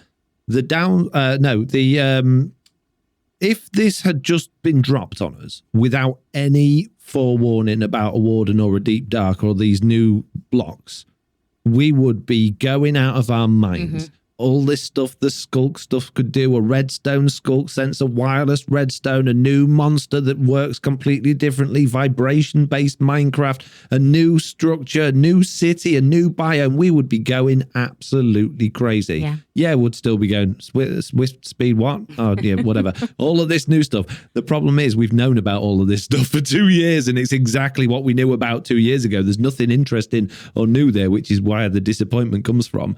Let's not knock it. The whole thing's amazing, but we already knew it's old news, so it's not exciting anymore. Yeah, I guess I have that mindset of sounding grumpy all the time. I'm not. I'm excited, and I love the fact that they're still developing the game. I want to make that clear right now. I'm ecstatic about that. I love seeing advancements in the game, and I love seeing new stuff. But it's been 2 years. Yeah. Come on now. I love y'all, but come on. Exactly. My only reservation with believing that this is going to lead us to a new dimension or something else is the fact that they were very, very clear the other day, and I can't remember if it was on Twitter or what, or if it was a live stream they put out, or maybe even that animation they did on the Warden, where they said you don't need to go there as part of the gameplay. So I know you could say the same thing about the End and the Ender Dragon. You don't need to go to the End and fight the Ender Dragon. You don't need to go there, but you kind of do if you want Elytras or Shulkers. But that's not, you don't need to get Elytras or Shulkers. You can still play the game in, to whatever degree you want to play it without those things. They are added extra luxury items that are not necessary. But then that sort of leads to the question, well, how is the game intended to be played? What's the end? What's the end goal? What's not the end goal? So this new dimension could exist, and it could contain things that are really interested in the new blocks and new mobs and whatever. We've no idea what it could be. It could be just somewhere as plain as the End with one new block in it and some, like, I don't know, skulk enderman or whatever. Who knows? The fact is, we don't know. They don't know. And who knows? Who knows? Yeah. I take that kind of stuff with a grain of salt, like what they say, because they've said that about the Nether and the End as well. They've said, you don't have to go to any of those places to play Minecraft. And they're not wrong. You don't have to go. So them saying, oh, well, you don't have to go to this new city, new ancient cities, that's nothing new. Like that's just them repeating the same thing as you can play Minecraft and stay on the surface and never go caving. Like that's a legitimate, like you can do whatever you want. So I don't take that to mean, oh, nothing else is coming. I just take that to mean if you don't want to, you don't have to. And I see, this is what we were talking about before when I said, or when we were talking about how we don't want to like get our hopes up. And like there's like all this pressure built up. And I was saying that, they've been doing this really well, giving us just little bits of information, but keeping things like to themselves. And I keep hoping and just like praying at this point that just have faith in the process, right? And again, like you said, there's nothing wrong with this sneak peek. There's nothing wrong with it. It's beautiful. They have done a really good job at incorporating this new ancient city into what they've already done. And I'm happy about it. I just am let down, with what they've given us that, again, like you've hammered in, it's been 2 years. We've known all this is coming. So while I am let down, I think it is very important to say they are doing an amazing job. Like this is a lot of work that they have put into this and you can see it. So not knocking what it is. Like I said, I think the atmosphere was beautiful. I'm really happy with it. I want more. I need that information that we're very obviously not being told. I hope you're right. I really hope you're right that we're really obviously not being told it, and that's not just just going to be like, that's it. One thing I'm sort of thinking is has KingBDogs, if you like, been held back? So maybe this worked the other way around. Again, this is all speculation. There's no facts here. We're just talking and we're throwing ideas around. So maybe he got hired at Mojang and he's like, okay, I've got this idea. I want to create a new area, a new biome. It's going to have this creature in it. It's going to be like this. It's going to be like that. And they created, he created this. And he was going down the horror factor, obviously. And maybe Mojang, because they are concerned about horror in the game, and we've had talks previously in other podcasts about how they've mentioned that, the Minecraft isn't supposed to be like intentionally or not intentionally scary, or I can't remember how they worded it, but basically they're very delicate with how it is. They've obviously got a PEGI rating of 10 already that is quite high for where the game realistically is aimed at, and they don't want to be putting off players from having it too scary. Maybe he's being told, yes, you can do this, but you can't have this amazing thing at the end of it. It's got to be junk so people don't feel like they need to go there. Maybe he's being held back and being told, no, that's you can't go that far because, and maybe it's a creative process that's being held back because of those reasons. And maybe it will be a disappointment because of that. Who knows? But these are all angles potentially where it could be coming from, I guess. No thoughts on that? No, I was just listening. Yeah, No, I have nothing to add to it. I think we've covered it pretty well. I think we've all... I think that's... I can't think of nothing else to add except, oh, man. Well, no, you kind of made my brain go, that's a valid point that I hadn't thought of, and it brought the mood down. I don't want to bring the mood down. I just want to try and cover as many bases as possible. No, you're right. This is why we have 3 different people with 3 very different brains who all think different things. Mm-hmm. And that was something I hadn't thought of. You're very right. He maybe has this vision, and I could be keying into that vision. I'm like, I'm right there with you, BDogs. And, it doesn't work. So yeah, very, very speculatory here. And I'm gonna positive vibes. I'm sending them out. and if not this update, maybe the next. Or the next. There you go. Or the next. Maybe we'll get the train of thought going if they didn't have it. Fair enough. Looks like a portal frame, guys. Yeah. Just saying. You could really turn this into a portal, guys. Just saying. Another dimension and all that. Well, we know they've been playing with dimensional stuff in Bedrock, not Bedrock, in Java Edition over that 2-year time span. Do you remember when there's the April Fool's update that allowed the infinite dimensions, and then they were then they threw out like a thing to just here's you can have as many dimensions in the game as you want with this data pack. What? Okay, so they're playing with that.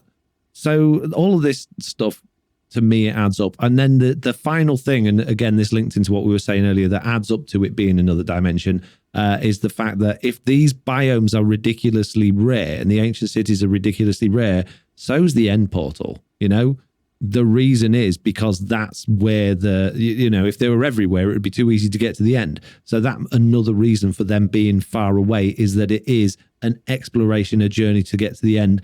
In which case, what item are we going to have? Are we going to have a new Eye of Ender to get us there? How do we find it in survival? If they're so rare, how are we going to do that? Because that hasn't been addressed. Maybe we blow the goat horn and it gives us a direction. Oh.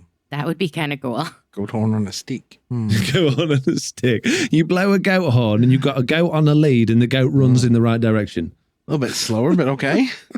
I would love to ride a goat.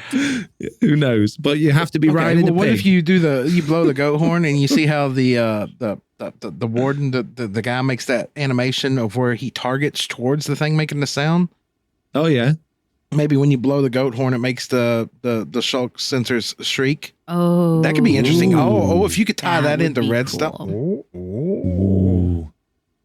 Yeah. Oh. So I regardless of whether there's a new dimension or not, there's gonna have to be a way that we find the deep dark biome. They can't, in its current state of being so rare around the world, they can't just hope that people manage to stumble upon one, because no one's ever going to see one otherwise. Not legit, anyways. Yeah, not legitimately. So yeah, Obviously, there's always going to be apps like Chunk-based, but let's be honest, the majority of players that are casual players are just thrown away worlds. If they don't find one within 20 minutes of doing mining, they're going to be off. So, yeah, there needs to be a way to, there definitely needs to be a way to track it, I think. Yep. Right. I think, unless you guys have got anything else you want to add to this, that we have just about covered this subject Agreed. to death in today's. Yeah, I think we've covered it. Good. Okay. Don't worry, we'll get some books on feedback about what they think too, just saying. Well, we've got a nice segue here, Slack, from the news to the Bugdate. You are the only person that has a bug for us today, and that is to do with end portals. Maybe the portals are bugging out because every time you travel to a dimension, it's crashing the game because they've coded in another dimension. Bum, bum, Maybe. bum. Yeah, it's trying to decide which dimension you're supposed to be going in. Exactly. Now, I don't have the Jira on it, and it's been around forever, especially since the last couple updates. Just going through portals, just nether portals again, and even in portals, just crashing servers. It's just, and it's even happening on my private servers that are up to date. Like the most recent version of the game that came out like yesterday, it's still happening. People go through the end, and it's just instantly crash the server. Now, hopefully.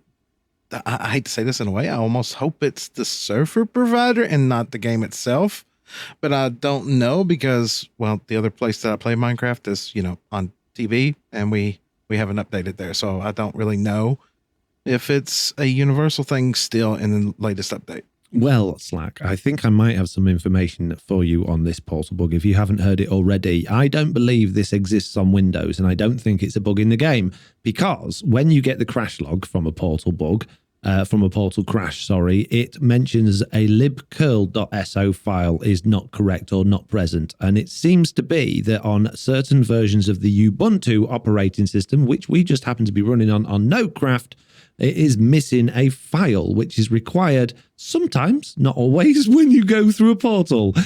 So I think I've been on the blower, on the phone, or on the Discord, if you like, to Nodecraft about this, and they never really got back to me, to be honest. I guess we need to push it a bit more, but I think that is the situation here, rather than it being a bug in the game. I had another portal crash today on my live stream going through a portal to meet Jessiie to give me some sponges, and we ended up with a few second rollback, which actually gave us a whole bunch more sponges, which was quite nice. Axe. So, on a separate note related to that, my admin literally have one of my players, their base, they can't use their portal at all, can't do nothing with it, break it crashes. They had to make it a ticking area in order to not crash the server constantly.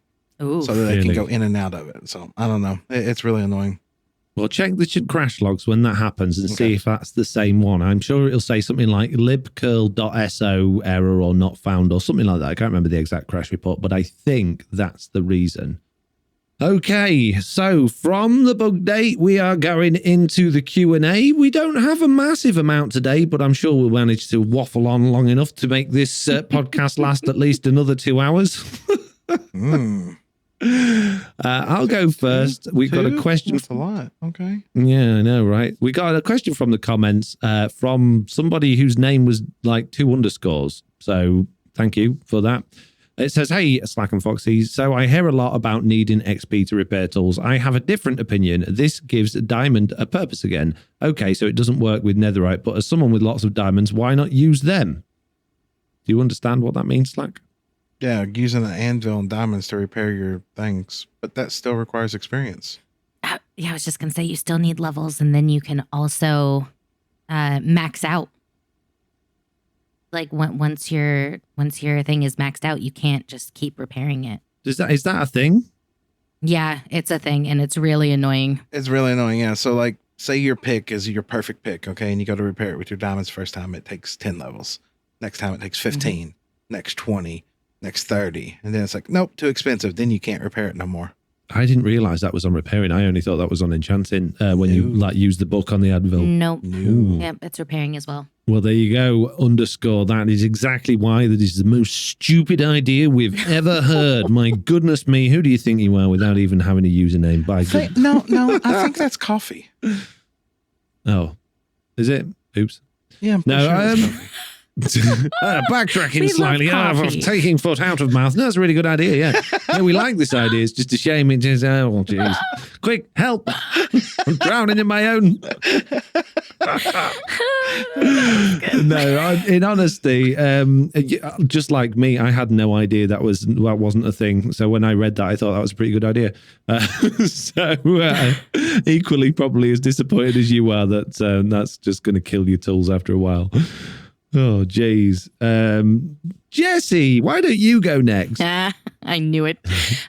John from the email says, "Hey, Foxy, Slack, and Jessiie. First, let me say I really enjoy the podcast each week. Can't wait till the next episode.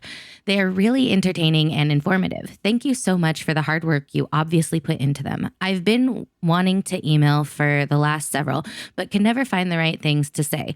However, your section on the marketplace in episode 8 triggered me. I find it slightly disturbing that in a game mostly intended and enjoyed by kids, the advertising for the marketplace is so blatant and flashy. It speaks to Microsoft's greed that they put flashy things like that, just knowing kids will be drawn to it and want to purchase it, especially in games you have to buy for each platform you want to play it on. Already bought it for my PC, Switch, and son keeps begging to let him put it on his tablet as well. Not interested in shelling out another chunk of money to buy a game again. Anywho, sorry for the long message. Like I said, in the discussion triggered me with their apparent lack of respect for the consumer. One final question, if you don't mind. I really enjoy listening to your dialect and hearing the difference in phrases between your English and our own, i.e. maths instead of math, and various expressions you use. Would you consider from time to time some more discussion on the differences since your group is so diverse? Help us, the audience, see the larger worldview. Thanks again for all you do in the community, the content, the apps, the podcast, etc. John, Kentucky Hick. Whew. Wow. Okay. That was a lot. Go for it, Jessiie.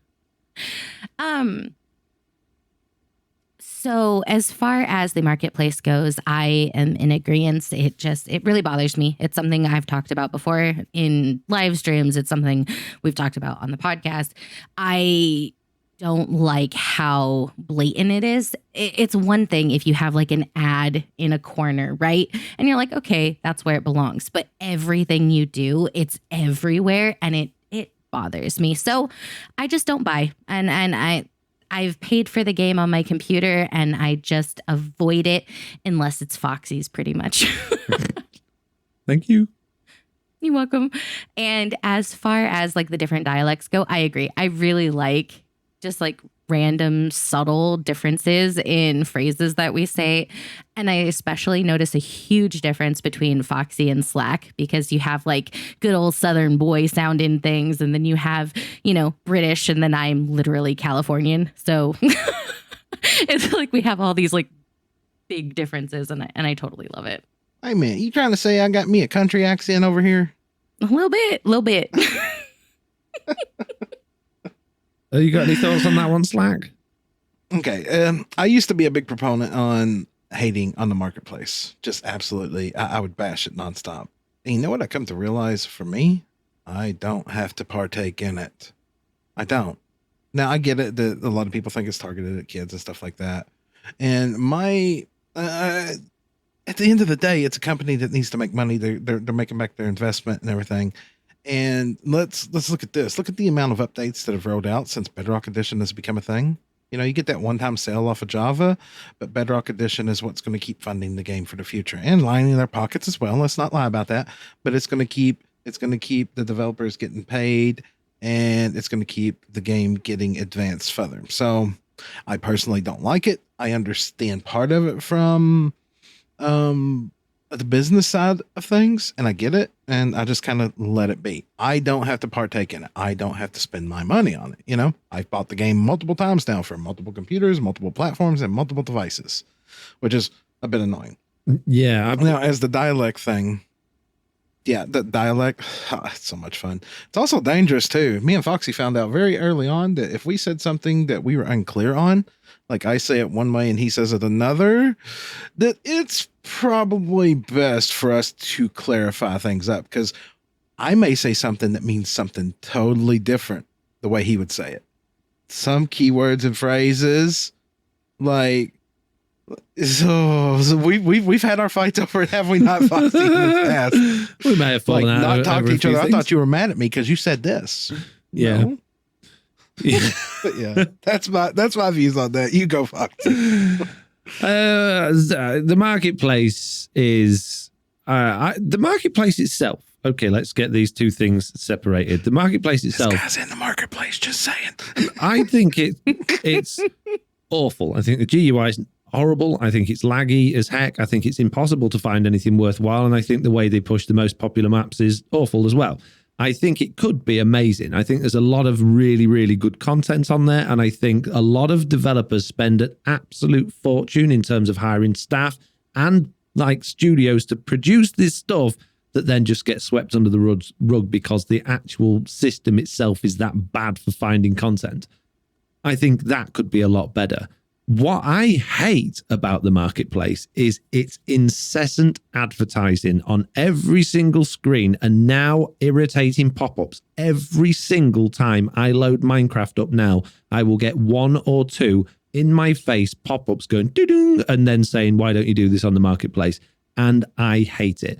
If the game was free, fine. It's not. I had to pay for it. I've paid for multiple accounts on the PC. I've got it on the Xbox. I got it on my phone. I have paid through the nose for it and bought Minecoins as well. I've made Minecraft a lot of money through the marketplace with my map. So, but yeah, I still get adverts rammed in my face and it's not right. It needs to be one or the other. They either need to really cool off the push in the marketplace or they need to make Bedrock Edition free to play, because right now it's too aggressive and it's getting worse. And it leads you to a marketplace that's just not good. It's got loads of amazing stuff there, but it's laid out so badly. It's disorganized. It's slow. It's laggy. Like, for instance, if you go to the search page and you go to filter by creator, it takes about 10 minutes just to, and I'm not even joking here. It can take I say I'm joking. It can take 2 to 5 genuine minutes while the game locks up to load the list of partners because it's just that badly optimized. So yeah, the marketplace could be amazing and I am a part of it and I'd love to be more of a part of it. But the way it's going, it just feels like it's going downhill fast and they need to do something about it quickly in order to get it back on track. And a place that we could be saying, hey, the marketplace is amazing. Get yourself over there because it's got all this good stuff. But no one's saying that. Everybody's saying they hate it because it's awful. And the fact that it is, like they say, advertising to kids. You know, YouTube had a big thing not that long ago saying, hey, you know, if your video's got kids in it or if it's aimed at kids, you're not allowed to advertise to it because kids are easily susceptible and they're, you know, it's not fair. They're not mature enough to deal with that. Marketplace just goes, we don't care. It's the kids spending the money. Gimme. And it's just greed all around that marketplace, and it's wrong and it needs fixing. Going on to us having different accents, I can't say anything more than not. Jessiie or Slack says there, we do have very, very different ways of talking, and there is some very interesting things that come out of that over time. But we're getting used to it now, I think. You know, and it's not just limited to what we say out loud, it's what we type. Yeah. I've come to find out that just typing, you know, K, just the letter K to say okay to a British person is not always a good thing. It's no, they think you're just snubbing them off or something. It's not. It's just me shorthanding. No, it's the laziest way of going, yeah.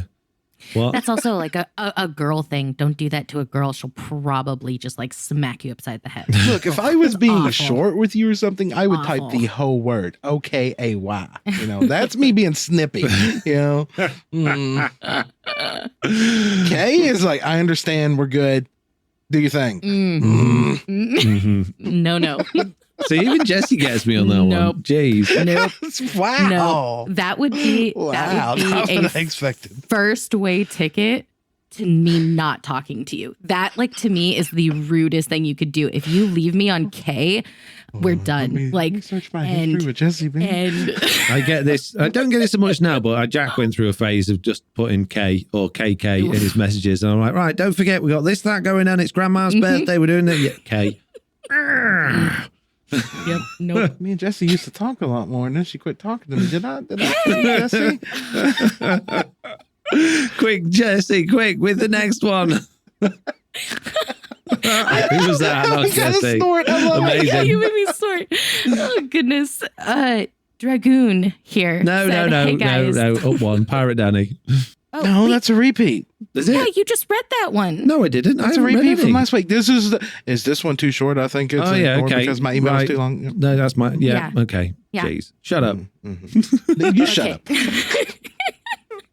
Well, Dragoon here, so since I'm reading 2 in a row, says, "Hey guys, great to hear Slack back. All the best in your recovery. Really enjoying Jessiie joining. I've started following and watching you on YouTube. Looking forward to the Dwarven Hold progress." Oh, thank you. Great show this week again, and some great chat on the Warden. On Foxy's VIP server, I've now killed enough withers for 3 stacks of nether stars. There is always likely to be a way to cheese it. But even so, I'll still choose to fight the wither every now and then without the cheese for the challenge and fun. In many ways, if the designers work too hard to prevent cheesing the Warden, they take away the challenge of being able to farm them. I enjoyed experimenting and playing, about to find my favorite way to kill the wither across 4 different worlds and really understanding how to do it. And I hope we don't get another powdered snow mob farm situation where there's considered a proper way to play. P.S. If anyone wants to do super simple wither killing farm vid, I'd be happy to show you how to do it without suffocation and have killed hundreds of them without glitching ever. Keep up the good work, Dragoon. Whew. I read that too fast. I don't think so. That's fine. That's good. I don't think so. But so again, thank you so much for watching. I really appreciate it. And thank you for looking forward to the progress. I hope I do a good job. And I agree with you. I think that if designers work too hard on trying to make things one way fits all, it takes away some of the fun. I agree. But if it's a mob that's designed to be like the hardest mob in the game that doesn't have a drop, that doesn't need to be farmable, that is there to keep you out, I think they need to make efforts to make sure it's not just able, you can't just put a lava bucket on the floor and watch it burn. So I think they need to have more. I think they need to work certainly harder on those sorts of situations rather than going, okay, we got a new type of skeleton now that doesn't need to be any more than it already is because it's just another mob that was just, we are going to farm. But yeah, for this one, I think it does need to have a lot more development going into it. If we were going to farm it, if it had a drop, then I'd probably say, yes, they do need to sort of hold back on making it completely linear. But I think this is the one case in Minecraft where this mob just needs to be 100% unkillable. I think the player should panic and should run away whenever one of these things pops out. I don't think anyone should even try to go up against it, but obviously that's not the way it's gone. So, and that's just my opinion. Dear God, do you want an unkillable mod? No. Yeah. No. I think that would be so cool. You don't think so? No, like one you just have to run from? I like it. I think that'd be different. Then I'd be interested. Then I'd have to try to build a base there. Then exactly the snake leggings could be useful. Exactly. I'd have to walk around sneaking all the time.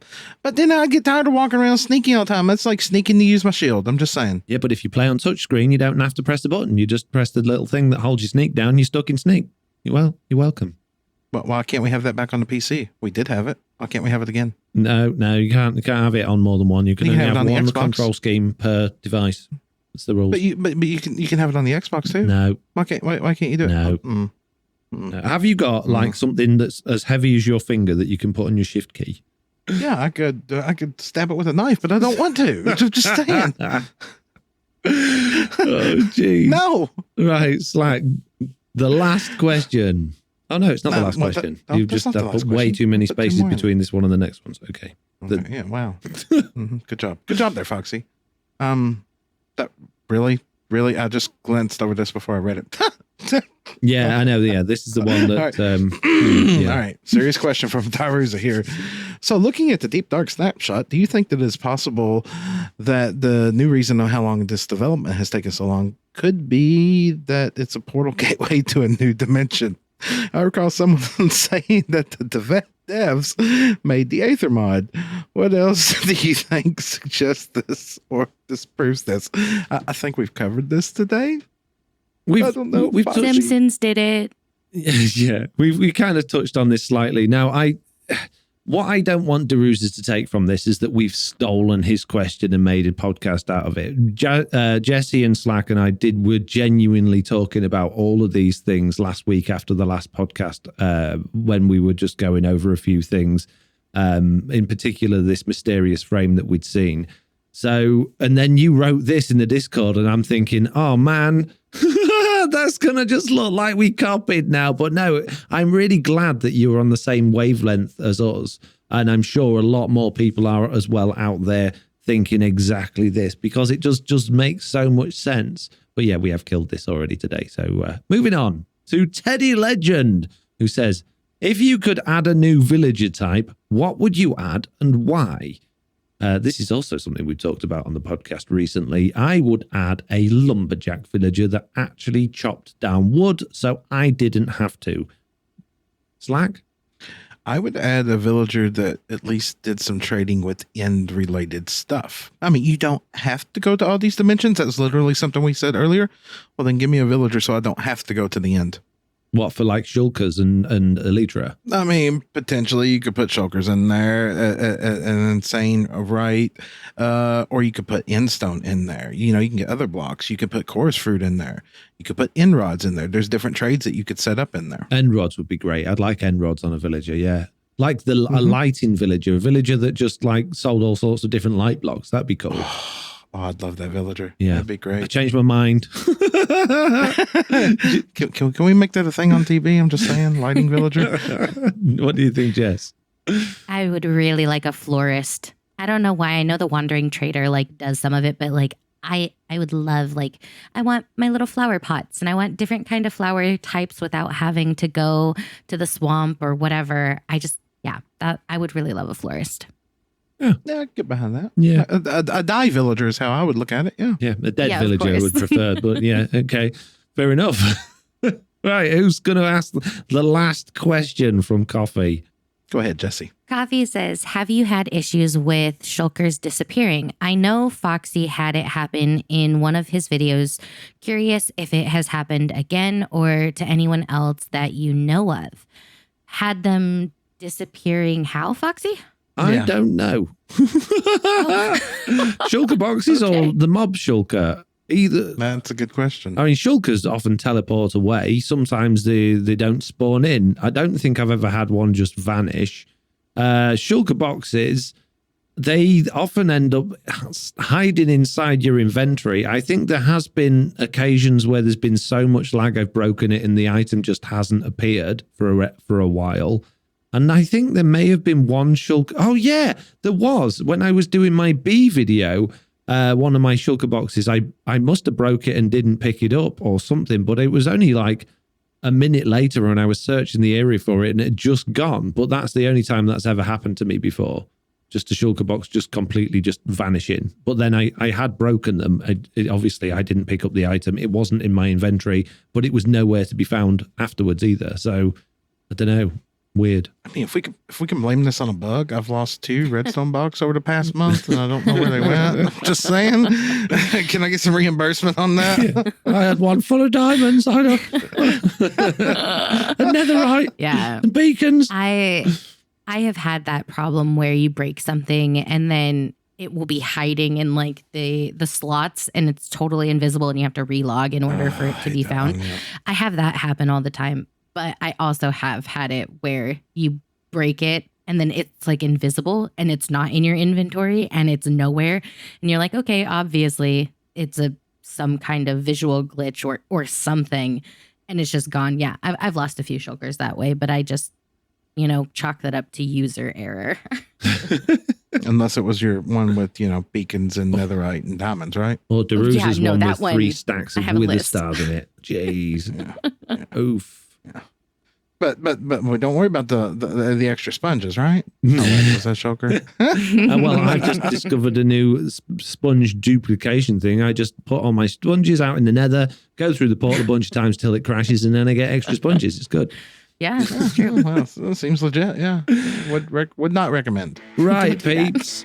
Unfortunately, that does bring us very close to the end of today's podcast. All that is left to do is to talk about when you're going to see us during the week. I'm going to be cheeky today and go first to get it out of the way. I'm not going to be streaming this week as normal, but hopefully I will be next Friday. However, my YouTube videos will be dropping on their normal times. My schedule can be found on my Discord if you're interested. What about you, Jessiie? I'm going to attempt this next week streaming at least 4 times during the day. And I'm cautiously optimistic about it. So that's going to be fun. Nice. So don't have definitive times. Just going to go live when the girl isn't screaming, and we're going to see how it goes. So- And as far as videos go, we'll see. We'll see if I can get up attitude and just get something done. You can do it. And just to clarify, that's not 4 times a day streaming, is it? That's 4 times a week during the day. Yeah. Okay. I'm going to I mean, at some point. I really or thought you was within the jumping next- back on it then. I'm going to I don't Oh know my what gosh. times I'm going to do it, but I'm going to stream 4 times a day. Right after breakfast, No. right after lunch, Yeah. right after dinner, and Then it's going to be before 5 bed. minutes long, but I'm going to nail it. Right, Slack, what Gonna about do you, it. bud? This week has been, as I said, the week of doctor's visits. Next week is looking about the same. So I tried to keep my main channel on a consistent schedule. So I've been doing a lot of second channel streaming. I've been doing TV, I've been doing other things, and it's just getting back into flow. So YouTube, Truly Bedrock is going to be moving to Friday only. Got a new series that's probably going to be starting next week on Tuesdays, and streams once I get all this stuff situated out with my back. They'll be returning to normal on the main channel, but for now it's just all over the place. Fair enough. And the last thing to say, because I completely forgot to say it 3 times throughout this podcast, is if you want to get in touch with us, you can email us on the theminecraftupdatepod at gmail.com. If you want to ask a question or leave some feedback, we would 100% appreciate it. But please don't leave us one that's 28 pages long. On that note, I'm going to say thank you all very much for listening, and hopefully we will see you all in the next one. Goodbye. Bye. We said bye this time, Come on, Foxy. Did. You shamed me last this time. is Wow. wow. Didn't shame you. We just called you out on it. Yeah, we just cut her out. Okay. Wow, Jessiie, you didn't say goodbye to the people I again. know. It's rough. It's rough out here.